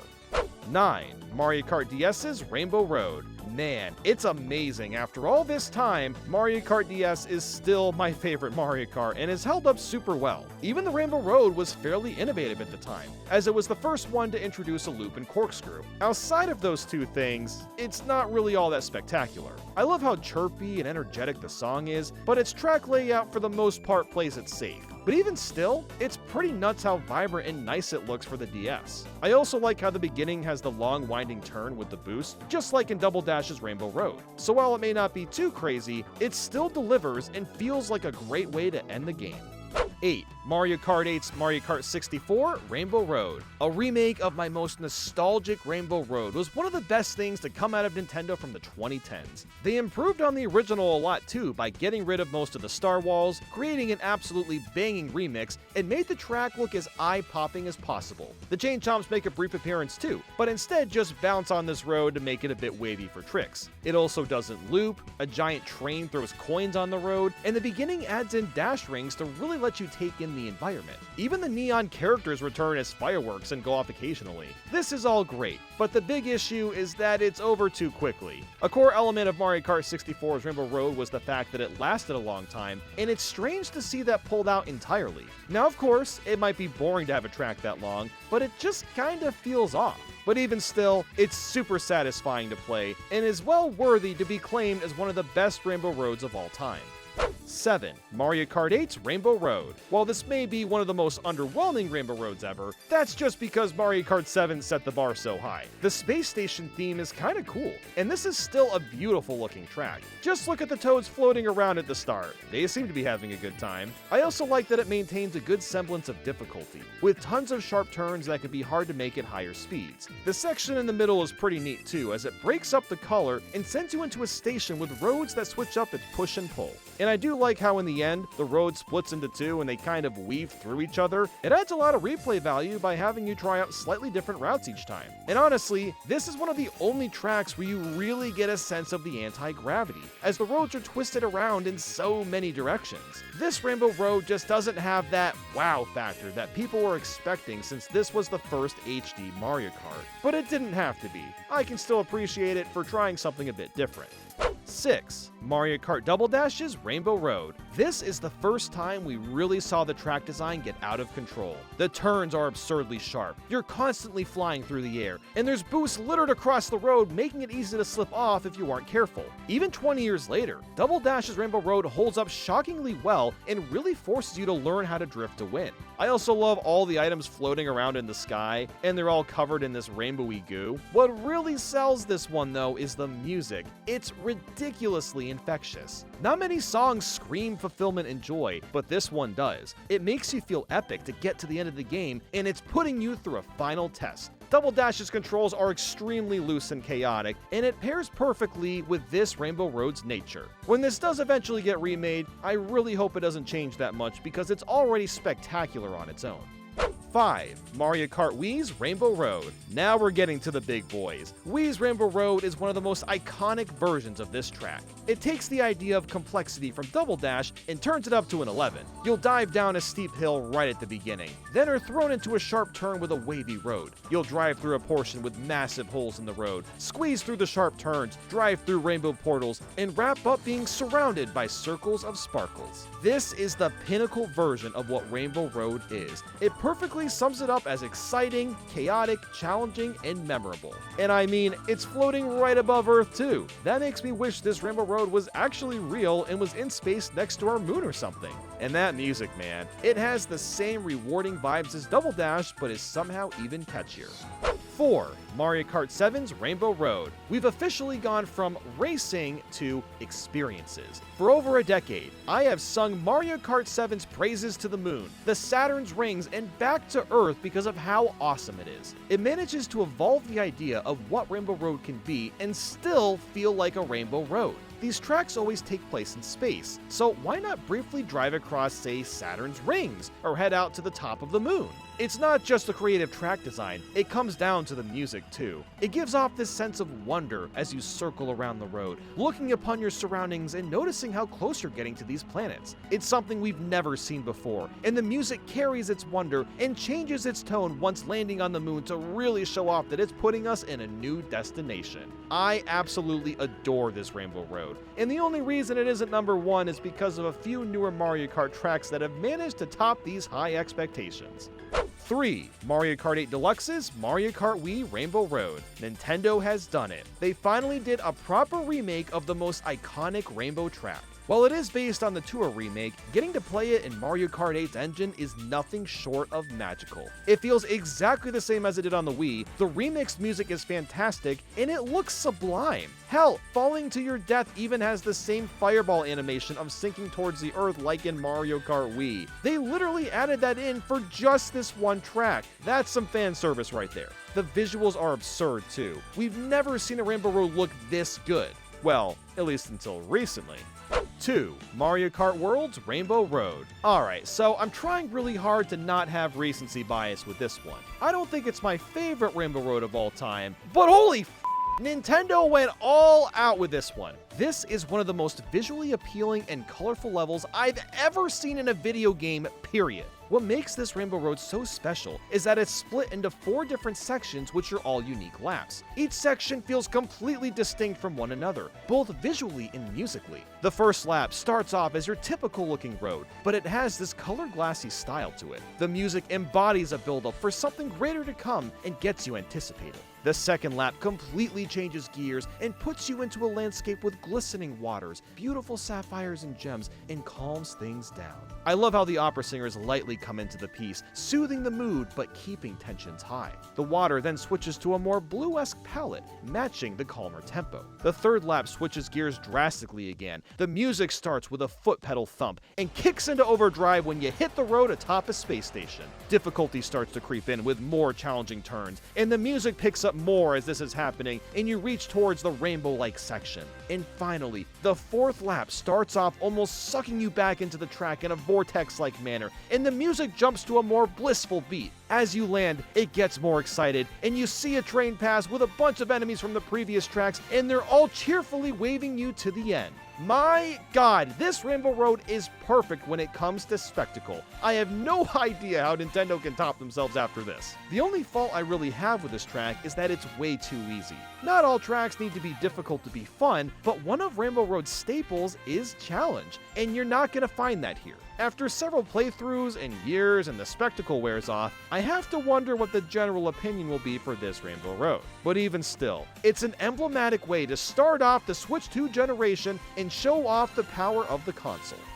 1. Mario Kart 8 Deluxe's Mario Kart 7 Rainbow Road. This really only tops World's Rainbow Road by a hair, because it's also an incredible experience to play. Being in Mario Kart 8, it obviously looks spectacular compared to the 3DS one. It has all the key moments that made the original so great. You've got a nice semblance of challenge, flying to Saturn's rings, hopping across the moon, zipping through the tube, and gliding out to the other side. It's just wonderful, and I love how the road has this gradient look to it now. Even after all these years, this track paired with the blissful music still brings goosebumps and tears to my eyes, and it will likely always be my favorite Mario Kart track of all time. Rainbow Roads are incredibly special to me and hold a lot of emotional power in my soul. Even the ones that I don't like playing that much still matter, as the essence of Rainbow Road is still felt within. And that's something you can't say about most racing games. Years ago, I made a video about the best and worst Mario Kart items, and since then, a new Mario Kart game has come out and my opinions have changed quite a bit, so it's time to rank them all with one of the masters, TWD98. Hey guys, it's Troy here. As for some guidelines, we won't be counting items from the Mario Kart arcade titles, and the same for enemy exclusive items. So fireballs and poison mushrooms in Super Mario Kart won't count since we can't use them. And with that, let's get her ranked.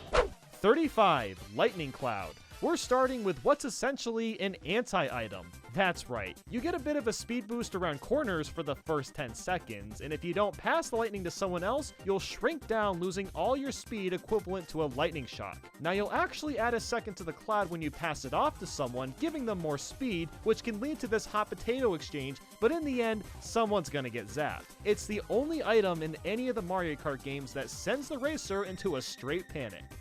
34, Coin. There's nothing inherently wrong with coins. In fact, they make your kart go faster in the games they're featured in, which is great. Getting them as an item, however, is a complete waste. Instead of an item you can use to defend yourself or attack another player, you just add a teeny bit of speed to your kart, which you won't really notice. 33, Blooper. Why this item keeps coming back in Mario Kart, I'll never understand. What happens is a blooper flies up to every player in front of the one that used it, and you get some ink on your screen. Now sure, this slows down computer players, and in Mario Kart 8 Deluxe, your kart is a bit more slippery, but overall, you can still see where you're going, and it's hardly a hindrance at all. 32, Fake Item Box, also referred to as the Fib. This is an interesting one because it looks so different in each game. Mario Kart 64's boxes look exactly the same as the regular boxes, but Double Dashes are completely different in color. Since you can't camouflage the box with every game, that kinda defeats the purpose, on top of the fact that they can't block items. Its only benefit over the Banana is how large of a hitbox it has for trapping your opponent on blind corners. 31, Super Leaf. Not only does this look incredibly stupid on the cart, but it's really not that useful. Now, sure, you can block shells with it and hit players from behind, but you have to time your press to do that, and while you have this item, you can't pick up any others. 30, Banana. Here's where you may disagree with this list. The classic banana is simply a mediocre item in comparison to the others. The way that bananas affect you really depends on the game, since some of them slow you down a lot and others not so much. They're useful for defending yourself, of course, but really there's so many better options for defense. 29, Green Shell. This is pretty similar to a banana, but with one main perk. Instead of just dropping a banana or throwing it through the air, This shell can be used for defense, and it's much easier to snipe a player. It's extremely satisfying to hit someone with the green shell because it follows a straight path as opposed to the red shell, which locks in. 28. Triple Banana / Banana Bunch. It's 3 times the power, or 5 if you're playing Mario Kart 64. There's not much to add here, but having more options to place bananas on the track is always a good thing, and you can get them in first place. 27. Giant Banana. You know what they say, bigger is always better, at least when it comes to bananas in Mario Kart. Slap one of these babies on a narrow pathway and your opponents aren't standing a chance at getting around this. The spin out time is also much longer than just a regular banana, which makes it all the merrier. 26. Triple green shells. The name speaks for itself, you obviously know what these are all about. Having 3 green shells is nice, since it somewhat serves as a shield unless you're playing double dash. It can block items in front of you, as well as be used for sniping. So if you miss the snipe from forward or behind, you can try again once or twice more. 25. Piranha Plant. Hey, what's this Smash Bros character doing in my item roulette? But seriously, this is by far one of the strangest items in Mario Kart. A potted plant that gives you tiny speed boost every time he snaps at the air, eats a coin, or even an opponent. This is one of those items that's not that bad, but it's also just something that doesn't really need to exist. 24. Bowser Shell. This is by far one of the most fun items to use. You hurl a giant freaking shell of death and clobber anyone in its path. This is pretty infamous for its use in Baby Park too, since that stage is so tiny and they bounce around all over the place. But with that said, the shell can also hurt you if you aren't careful. 23. Fireballs. I'm kind of shocked we didn't get fireballs as an item until the 4th Mario Kart game. But anyway, Mario or Luigi throws them and they spread out like wildfire. The longer the fire goes, the more it spreads out. It's great for hitting players that are in front of you, but not so much for faraway targets as the fire sizzles up kinda quickly. 22. Fire Flower. These replace the fireballs in the newer games. Instead of the spray effect, you fire off one shot at a time similar to a green shell. The fireballs are pretty tiny, making them a tad hard to hit with, but you can easily spam this and hit players that way. Plus, if you don't want this item for whatever reason, you aren't stuck with it for very long, unlike the Super Leaf. 21. Boomerang Flower. We were really conflicted on where to place this one, so let's get into it. You basically get 3 throws, with the last one going far out into the distance. You can nail multiple opponents at once, and it can be used as defense if thrown backwards. The main issue is actually hitting someone as they're on the slow side, plus you have to wait a while to try to use it again if you miss your target. 20. Red Shell.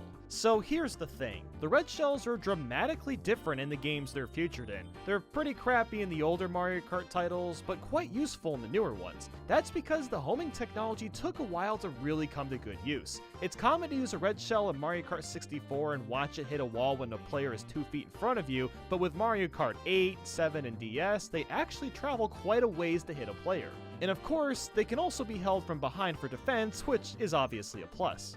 19. Yoshi / Birdo Egg. These are basically red shells, but so much better in every way. For one, the AI is a lot smarter and they're very likely to actually hit the player even from a distance. And when it does hit a player, the egg explodes and releases 3 random items on the field, which could lead you to getting a free mushroom or even a star. Now, of course, a Bob-omb could spawn and ruin your day, but overall, these are a huge improvement to the red shells. 18. Spiny / Blue Shell. Here's another item that's extremely hard to categorize because of how much they've changed per game. The spiny shells, of course, go for the player in first place to help balance out each race, but they aren't always the most useful unless the shell stays on the ground. So say if you're in 8th place and get the shell, you want to be playing a Mario Kart where it stays low to the ground instead of just in the air, so it has the potential to hit other players. 17. POW Block. This is one of the most strategic items in Mario Kart Wii. The POW Block shows up on your screen, shrinks down like in the Mario Bros games, and its final strike forces every player in front of you to spin out and drop their item. That is, unless you know to shake the controller to prevent yourself from spinning out, which requires precise timing. 16. Super Horn. You may be surprised that this isn't near the top 10 because it's an item that's designed to destroy the blue shell. And if you're more of a casual player, you'd probably rank it up higher too for that reason alone. And sure, the blast also creates a pulsing effect that can shake up players next to you, but it really doesn't slow them down that much. Plus, it's a one-time use, and if you want to dodge, say, an incoming red shell, you must activate the Super Horn at the correct moment or it's not going to work. 15. Heart. I really don't get how this item hasn't been in more Mario Kart titles because it's such a simple yet clever idea. Your cart is surrounded by 2 hearts, and any item you run into on the road will become yours, even if it's a special item you can't normally use. This is basically like a reflective shield. You run into an item and then you use it for your own advantage. It doesn't get more rad than that. 14. Chain Chomp. This is by far the most exhilarating and fun item used in Mario Kart. There's no debating that. I mean, come on, you release an enormous Chain Chomp that pulls you through a level, destroying any players in your path, all while it barks like a complete maniac. But it's not perfect, as this guy is a bit reckless. It's not uncommon that he'll throw you off the track and you can't do anything about it. And if you run into an item, he straight up abandons you on the road, which again, you have zero control over. 13. Bob-omb. Here we have quite the explosive item. Throw a Bob-omb and it'll go big boom on your foes. That is assuming you hit them. Otherwise, it may just sit there and not go off for a few seconds. Hitting players from behind right after passing them is definitely the most useful way to use this. It's basically like hitting them with a spiny shell, as they'll get thrown high into the air. 12. Mushroom.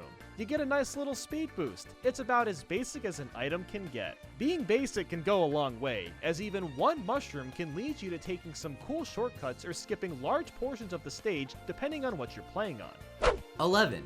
Boo. Here's another item that can really change in quality depending on the game you're playing. Its main goal is to find a player and steal an item from someone else. This can go both ways. You either really get something cool or you get nothing at all. But when you're invincible with the Boo, you're invulnerable to getting hit by shells, and you can even go off-road in Mario Kart DS without losing speed.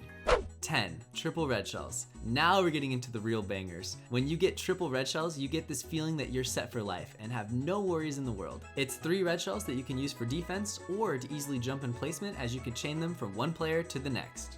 9. Mega Mushroom. It's really bizarre that this item exists just because it's so similar to the other items in this game. With the Mega Mushroom, you'll grow in size, speed up a bit, can go off-road without losing speed, and you're invincible from lightning and shells. The power-up doesn't last quite as long as stars though, hence why it's a touch lower in this high tier. 8.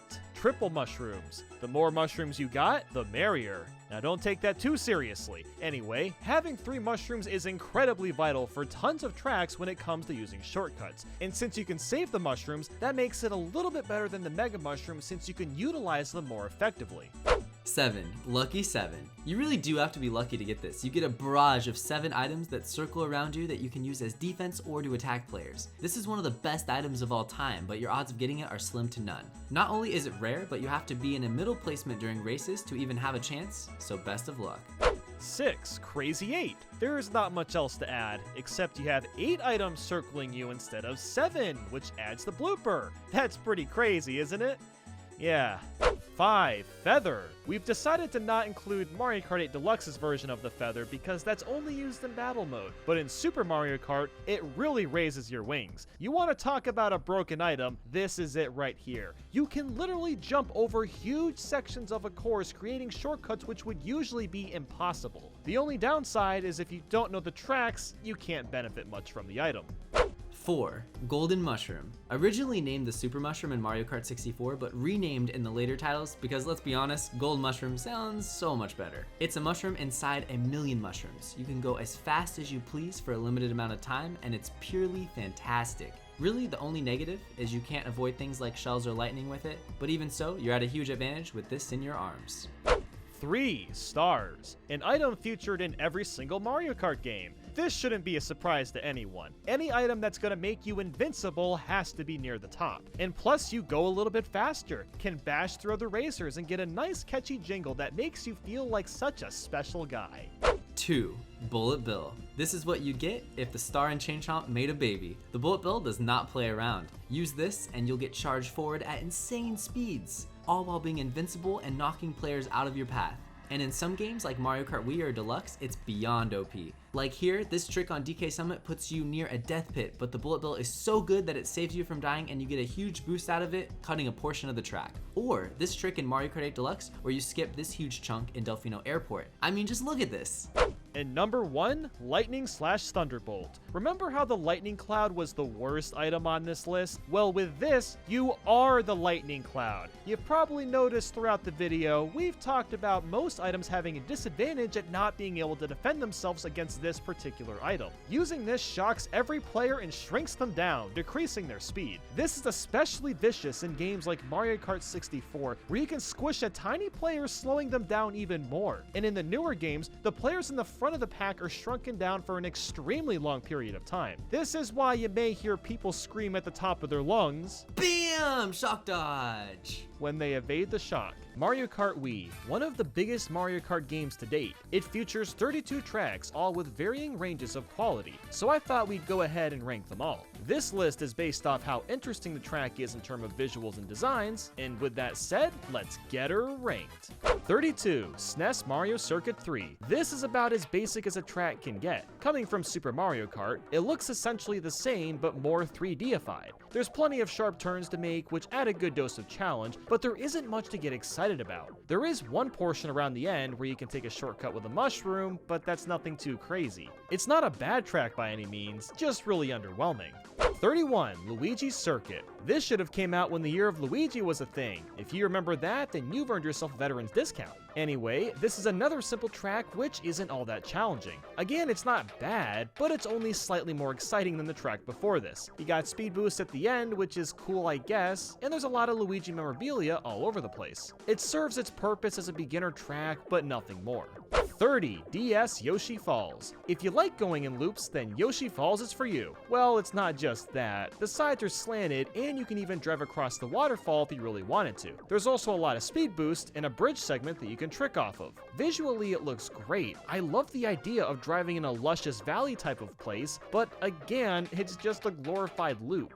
29. N64 Mario Circuit. I don't know what it is, but the grass's greens look really nice on the eyes, and the track is a lot of fun too. You drive around this hill type of area, then you'll go down and can take a ramp through the grass if you want to, and the end has this giant pipe that you can slightly drive on and trick off the edge. For a basic Mario Circuit track, it holds up surprisingly well for what it's going for. 28. DS Desert Hills. This is one of the most deserty feeling Mario Kart tracks out there. You look around and see hardly any landscape besides a few signs and sandcastles. You're mostly just plowing through varying mounds of sand or dirt. I do like the fire snakes that bounce around from time to time. It further signifies that we're in the middle of nowhere on a hot, dry day. The ending is fun too, as it requires a degree of skill to get around the sharp turns efficiently.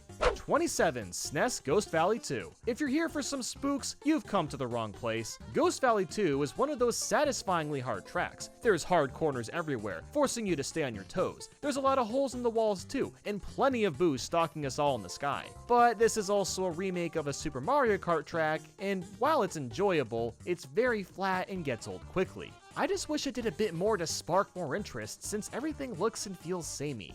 26. Moo Moo Meadows. This one has always been a fan favorite for plenty, and I can see why. There's something really peaceful about driving through farmland and having to avoid the cows and Monty moles. It's got a very natural feel to it, and the course design works in its favor since the ground is uneven across the entirety of the track. And it even goes a step further and adds a few jump ramps for a bit of variety, which is much appreciated. While the landscape is great, it doesn't necessarily make for a fantastic driving experience, but more or less just a good one. 25. Mario Circuit. And now to the Wii's version of Mario Circuit. It's extremely lively and bursting with finesse in the background, with fully detailed buildings and gorgeous trees. Like seriously, these look really good. And it's not just pretty visuals, the track is pretty solid too, with a chain chomp around the middle trying to stop your path. And around the end, you got a bunch of Goombas that are just passively waddling around. They've actually got a mushroom in them if you hit one with a shell. This circuit manages to feel like home and a forest at the same time. It's a decent ride. 24. Daisy's Circuit. You know, it's kind of cool that Daisy of all characters gets a designated track. I can dig it. It's got this interesting festival vibe, like you're in some small town celebrating a random day that nobody else in the world celebrates. The road is a lot of fun to drive through too. You got a cool shortcut through this house, weaving paths, and you can even drive on the sidewalk at the end if you want. But most importantly, there's statues of Daisy and Luigi dancing. That's just adorable. 23. GameCube Peach Beach. This is one of the few places I would actually want to visit in real life. Peach Beach perfectly emulates the beach experience while mashing it with Mario Kart goodness. The beginning takes you across a long wind of sand with an alternate path that lets you skip some of it but also risk water slowing you down. And really that's all there is to it besides a small chunk of road at the beginning and end. Well, and there's the cataquacks that completely ruin your day if you run into them, but in most circumstances they aren't that hard to avoid.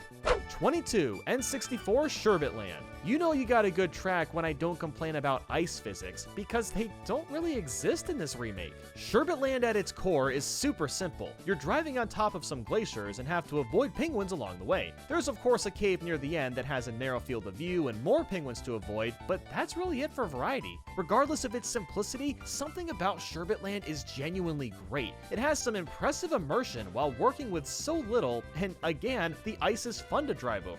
21. GBA Bowser Castle 3. Poor name choice aside, this is one of the brighter Bowser Castle tracks. Like seriously, it doesn't have dark brown lighting or textures, it's got a blue tone with lightning that strikes in the back. But it still feels like a GBA track as it's rather flat and simplistic. With that said, there are some fun elements thrown in, like the thwomps that crash onto the stage, that hallway where you boost off several pads at a time, and there's floor replaced with grates so you can see boiling lava right underneath you. For an older track, this is somewhat impressive, so I gotta give it that.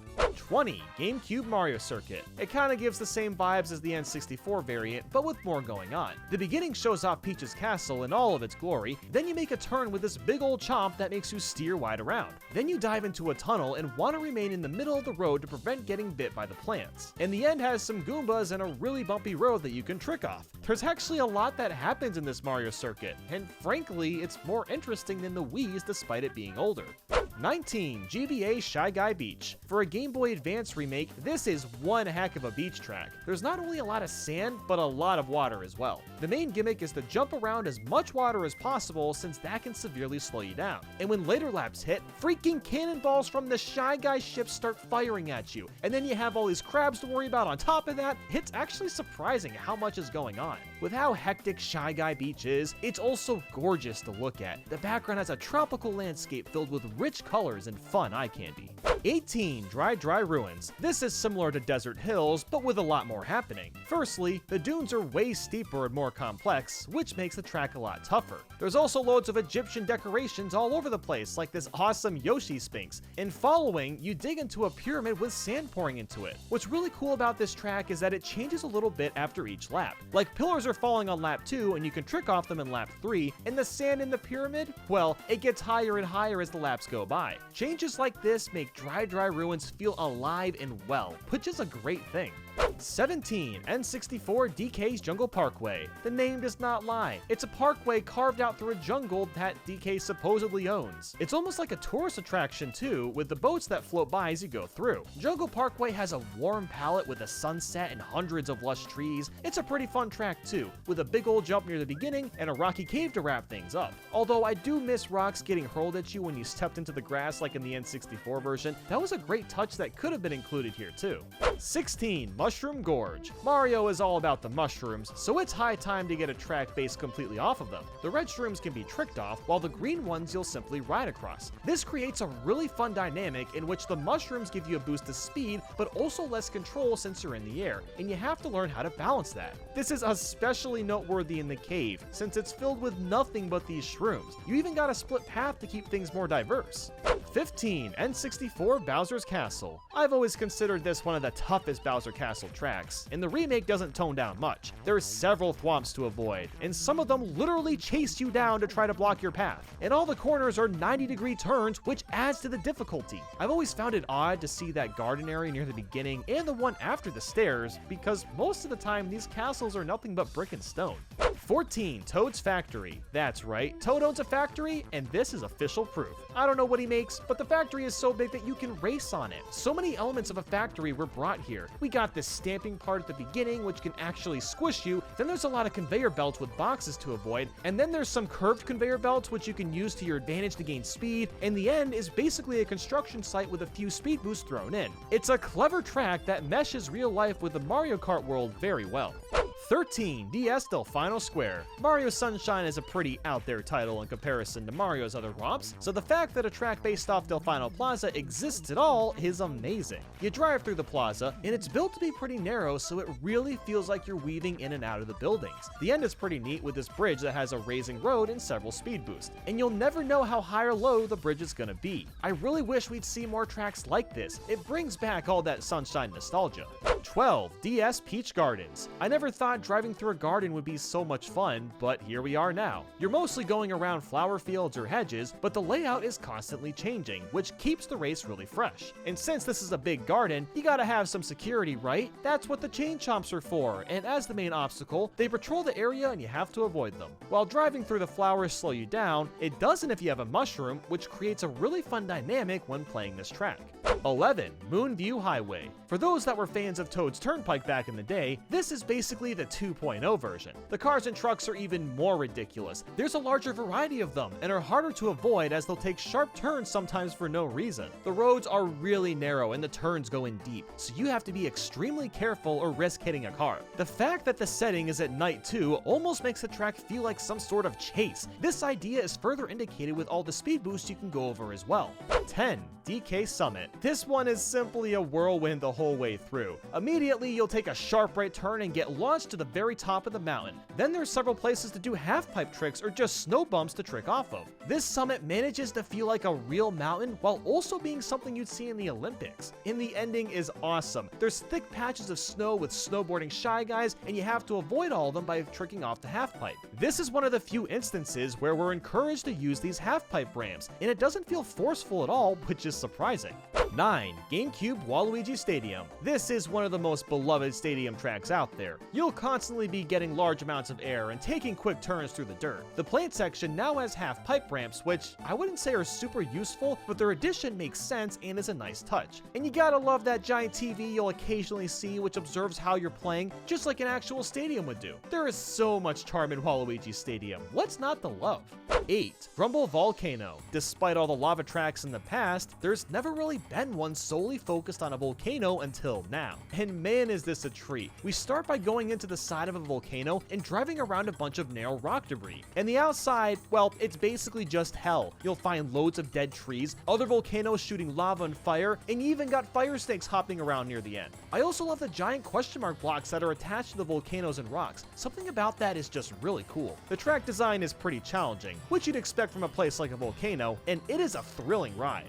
7. Wario's Gold Mine. You want to talk about interesting locales? Wario's Gold Mine has you hooked up. You drive on train tracks and dig into mines with canisters of gold which can stun you. It's not just a super interesting place, but the track is a load of fun as well. There's a couple moments where the road dips really far down and almost feels like a roller coaster, and the shortcut in the mine where you dip to the left is pretty well hidden.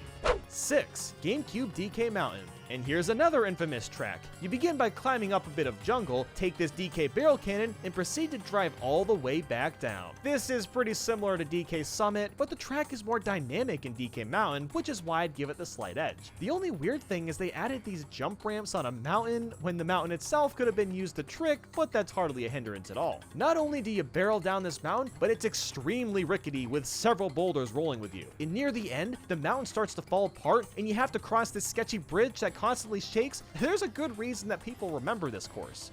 5. Koopa Cape. I don't really know what this track is, but it's nothing short of magical. We're in some sort of canyon and so much is happening. We have a few pretty big jumps, then we're rushing through water and somehow gain speed from it, and after that you dip underwater into this tube and have to avoid the electricity or you're gonna get shrunk, and somehow all of this works really well. It's a really weird track, but that's what makes it so great.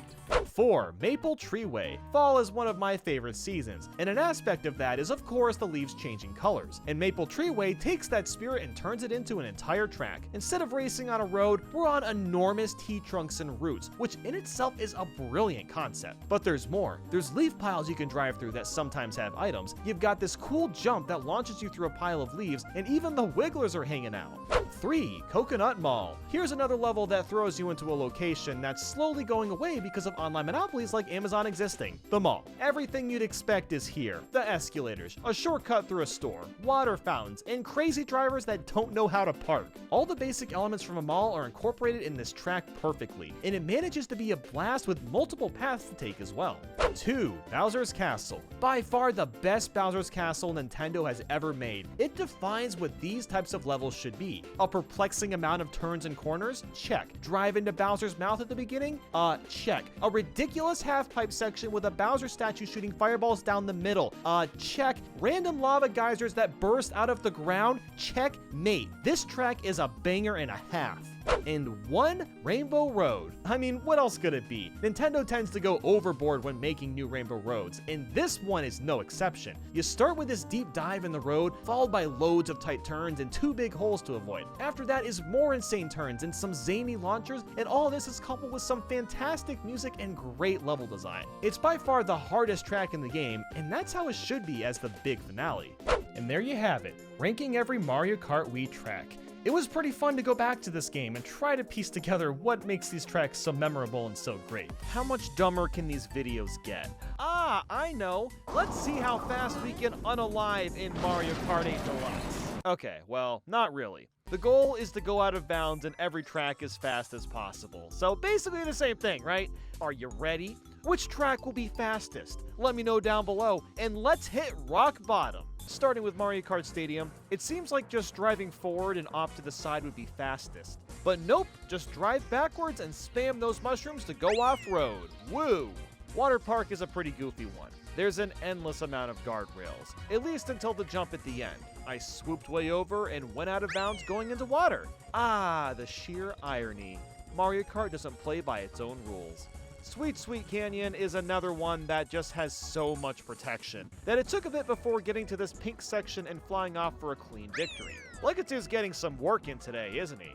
And finally, we have a quick level with Thwomp Ruins. Just boost on over to the left and soar through the grass like the queen you are. Now for Mario Circuit, it's just a quick left and hey, there's my castle. Wait, hold on bro, why can't I go to my castle? Aw, okay. Toad Harbor seemed promising, and it sure was, considering I just had to jump into this harbor of water. Maybe this specific water is just bad for Pink Gold Peach. Maybe she'll rust or something. Twisted Mansion was pretty twisted, because it seemed like there was nowhere to go out of bounds. But that's when I realized there's a patch of grass. Aha, that's it! So I tried going backwards, landed on the grass, and wait a minute, I'm allowed to be here? Really? So I took it a step farther, mushroomed in the same direction, and finally got grabbed by Lekitu. What a mystery that was! There's nothing shy about Shy Guy Falls. Just a quick left and I was off for the sea. Or so I wish. Lekitu stopping me and all that, stopping me from my dreams. Sunshine Airport was a great one. I just drove off this ramp so I could help with some airport work, and Lekitu pulled me back from my side job. What the heck, dude? Dolphin Shoals was just about going backwards, and hold on, falling into this vortex? Whoa, did anyone ever notice this water vortex of hell? Because it's news to me. Electrodrome was much faster than I anticipated. I mean, seriously, look at how quick Lekitu pulled at us. I guess he didn't want us getting zapped by all the electrifying beats happening. Mount Wario. Wow, what a beautiful location. If only I could explore it more, but Lekitu pulls me away from my dreams fairly quickly, which is unfortunate. I mean, look at how vast and grand these mountains look. I want to go check them out. Cloud Top Cruise was another quick one, just dipping off to the left and was good as done. It's actually kind of cool to see what the bottom looks like. I wish we could get down there somehow. In Bone Dry Dunes, I headed left into sand that I've once again never noticed before. It feels like I'm unlocking alternate paths to a new world. Bowser's Castle is a bit awkward, seeing as you have to kind of circle around these rocks and then blast off on the left. You know, why am I always going left? I could pick right if I wanted. And there's Rainbow Road. I finally did it. I went right. Wow, that's crazy, right? And I'm doing this for how many more tracks? Oh, geez. Yoshi's Island was another backwards one. Just doing a quick little swim into the water here. Now, how great would that have been if Lekitu wasn't such a caring citizen? What is wrong with him? Okay, but going out of bounds in Excite Bike without Lekitu would be hilarious. Just imagine some dude does it by accident and is just soft-locked for the rest of the race. Dragon Driftway is once again a very quick one to knock out. And dare I say, it would be incredible to explore this wilderness. This is not the last time you'll hear me say this. Mute City was another fast one, but dude, Look at those real F-Zero racers out in the back.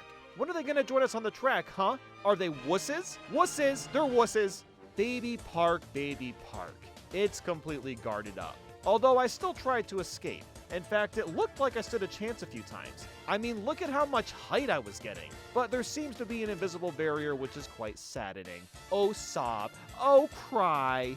Cheeseland was another one where I had to go backwards and jumped off this cliff. But dude, look at those pizza slices in the back. Hey, Lekatu, can you take me back there? Wild Woods was not that wild, believe it or not. It was just jumping off on the right side, and then looking at the wall with the toads jumping and was very confused. Okay, I get why Animal Crossing has out of bounds over this pit, but I wish it didn't. The road is right there, and it would be funny if people somehow fell to the bottom and just had to redo half a lap. Moo Moo Meadows seemed like I was going to be stuck behind the fences, especially after trying to jump over this little ramp and it didn't work, but thankfully, the glide ramp led us to our timely demise. And boy, do those houses look cozy. And look at those cows just hanging out. Aw, they're so sweet. Mario Circuit Part 2. This one has us going forward and cutting off to the left to get a nice look at this grass. Ah, soft, tangible grass.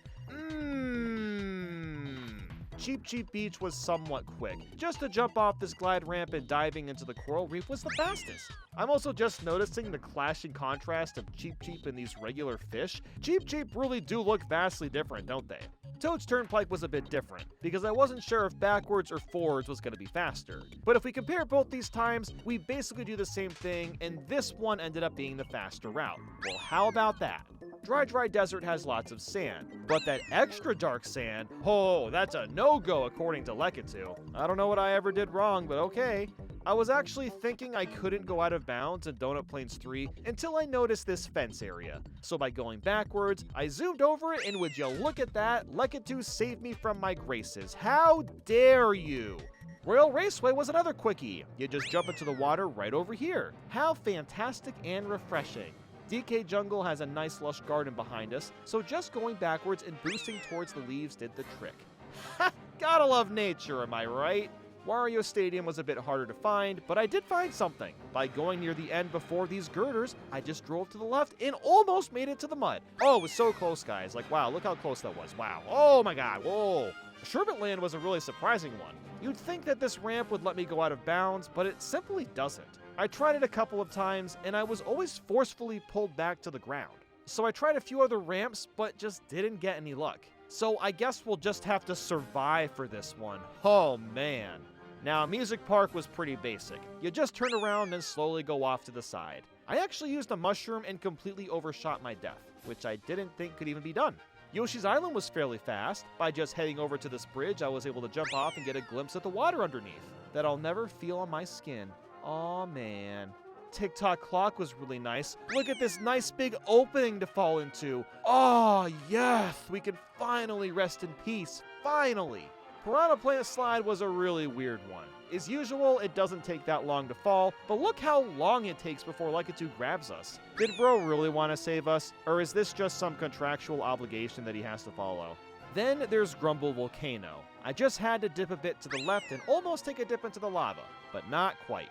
N64 Rainbow Road. I so badly wish I could fall into this cool looking city. That'd be nice. Dude, I can't even do the crazy shortcut from the original game. What was Nintendo thinking with all these modern conveniences?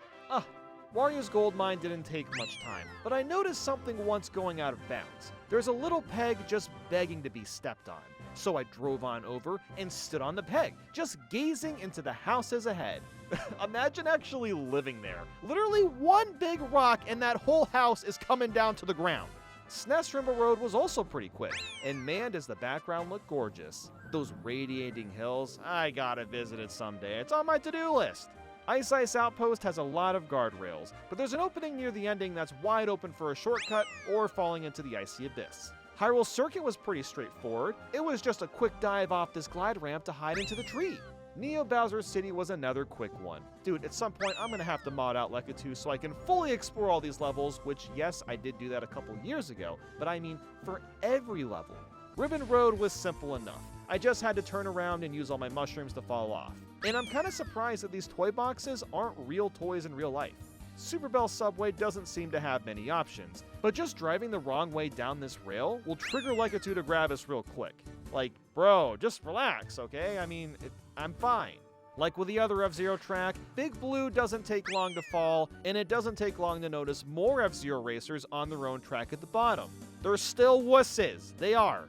Paris Promenade is the beginning of the tour tracks, and yep, we go out of bounds while inbounds. The DLC can be very confusing at times. This is not the last time Lekitu will grab us for seemingly no reason, believe me. Toad Circuit is one of the oddest tracks of them all. We have to complete a full lap first, and on the second lap, we get access to the glider ramp so we can go out of bounds near this top road. Choco Mountain is another one where we're going backwards, and we have to try jumping into this little lake area. I kind of miss how the original version could be a troll and you have to fall back half a lap. Coconut Mall is actually the same exact tactic as when I tried to touch grass in Mario Kart 8 Deluxe. Literally just dive off to the side and go out of bounds. Fancy schmancy just like that. On to Tokyo Blur. We've got another tour track, which means driving off to the right on the road counts as death according to Lekitu. It makes sense because it'd throw people off if we didn't get pulled out of bounds, but still. Shroom Ridge was just another quick one. You fly off to the right, aw yeah. And Sky Garden was also quick. Wow, can you believe how fast you can go down? So insane and life-changing, guys. Oh my goodness! Ninja Hideaway has a cool looking water wheel, so I went for it to hit out of bounds. What glimmering shiny water that is. It's New York Minute, another track where you can expect to drive into holographic arrows and Lekitu throws a little hissy fit at us. Mario Circuit 3 was a scary story to tell. I went backwards, I went forwards, but I simply could not find a way to go out of bounds. There's not a single ramp or any way to really build height to escape the monotony of this track. Oh, the horror. I have to admit, I was not expecting to be able to go this far into Calamari Desert before hitting out of bounds. Like, it's much farther than most boundaries in this game.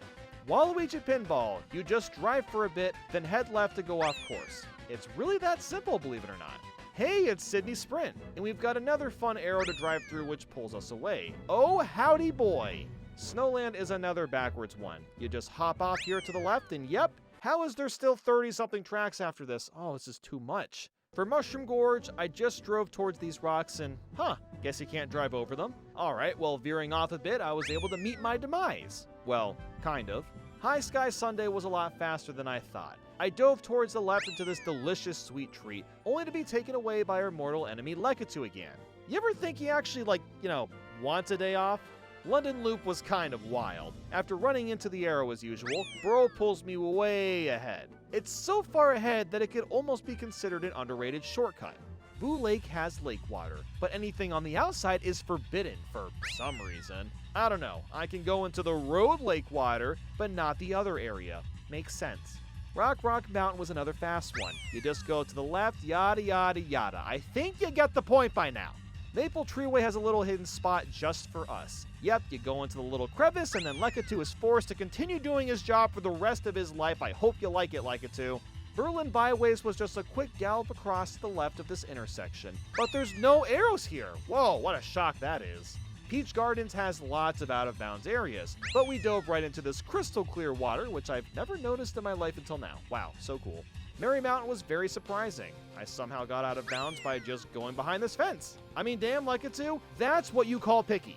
3DS Rainbow Road is another quick one, just going off the edge. We're 3/4 of the way there. I can't believe it. We're almost done.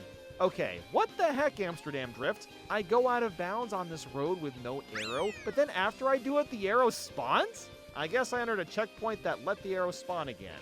I don't know. Riverside Park has a quick out of bounds area, but there's a more important matter. Look at that, another wooden plank. Oh, thank God. So of course I got myself on there so I could see the horizons. How neat. DK Summit was a bit different. I had to go up this little chute thing and then just turn around to hit the out of bounds heaven. Yoshi's Island was another fast one. Just a quick little jump and off we go. Man, I always forget just how incredible this track really is. It's Bangkok Rush, yet another tour track. Hey look, they changed the arrows to blue this time. Now that's how you know the party's getting real. At first, I thought going out of bounds backwards would be fastest. I actually found this super bizarre spot that Lekitu doesn't appreciate. But that's before realizing that there's water right ahead of me, so that works too. Waluigi Stadium was an easy decision. Just turn around and go off the wrong ramp. It works every time, guaranteed. Singapore Speedway was quite speedy. Just turning around, and Lekatsu really didn't like that. Ooh, he was angry. And Athens Dash is the same deal. Lekatsu just wants me to go forward as if that's the only way in life. Okay, so Daisy Cruiser was really surprising. I looked all over the place for out-of-bounds areas and couldn't find anything. So I tried getting a height from the pool, and I had no luck. So I got really desperate and tried launching myself off this clam thing, and that didn't work either. So I give up. This ship is unsinkable. Moonview Highway was a bit strange as well. Backwards didn't lead me far, but forward took longer than I thought. I had to fly across these mountains until eventually finding a gap in the railing that I could fall off. Squeaky Clean Sprint was definitely a spring, alright. There was an opening right off to the side. Ugh, look how dirty the bathroom floor is. Los Angeles Laps is a lot like Calamari Desert. For whatever reason, I had to drive pretty far into the sand before hitting out of bounds, and I couldn't tell you why. Sunset Wilds really did everything in its power to abandon my goals. I found a ramp, but it wasn't enough height to get over the blocks. So I tried this slightly taller ramp, that didn't work either. But before giving up entirely, I realized that this slope at the end of the track had potential. So I boosted off that, felt a crazy adrenaline rush, and was screwed over by an invisible wall. Damn, man, Nintendo was not playing around with this one. Koopa Cape was pretty fast though. As usual, it was just jumping off some ramp and wishing I could explore the track further. Vancouver Velocity has more arrows for us. So what do you think I did? I drove into those gosh darn things like nobody's business. Roma Bonte has more arrows in front of us. Oh, and they told me heaven wasn't real. I've been blessed today. Ooh, hoo, hoo. Then there's DK Mountain. It's another one where you turn around and jump off a bridge. Dude, look how far those mountains go. It's kind of awesome. Daisy's Circuit gave me a glider ramp, so you can best bet that I found an out-of-bounds section towards the right. Piranha Plant Cove. There's some arrows, so there we go. Does anyone else find this to be the most forgettable track in the entire game, or is that just me? Madrid Drive. You'll never guess this, but it has arrows that we drive through, and Lekatsu does his thing. Rosalina's Ice World. You go backwards and fall into this pit over here. Dude, thank God we're at the end of this, because I don't know what else to say, fellas. Bowser's Castle 3, you just dive into lava. And I think it's actually the first time we touched lava, so okay. And last but not least, Wii Rainbow Road. And it's incredibly anticlimactic because this track has almost no railings. But at least we get the cool falling animation.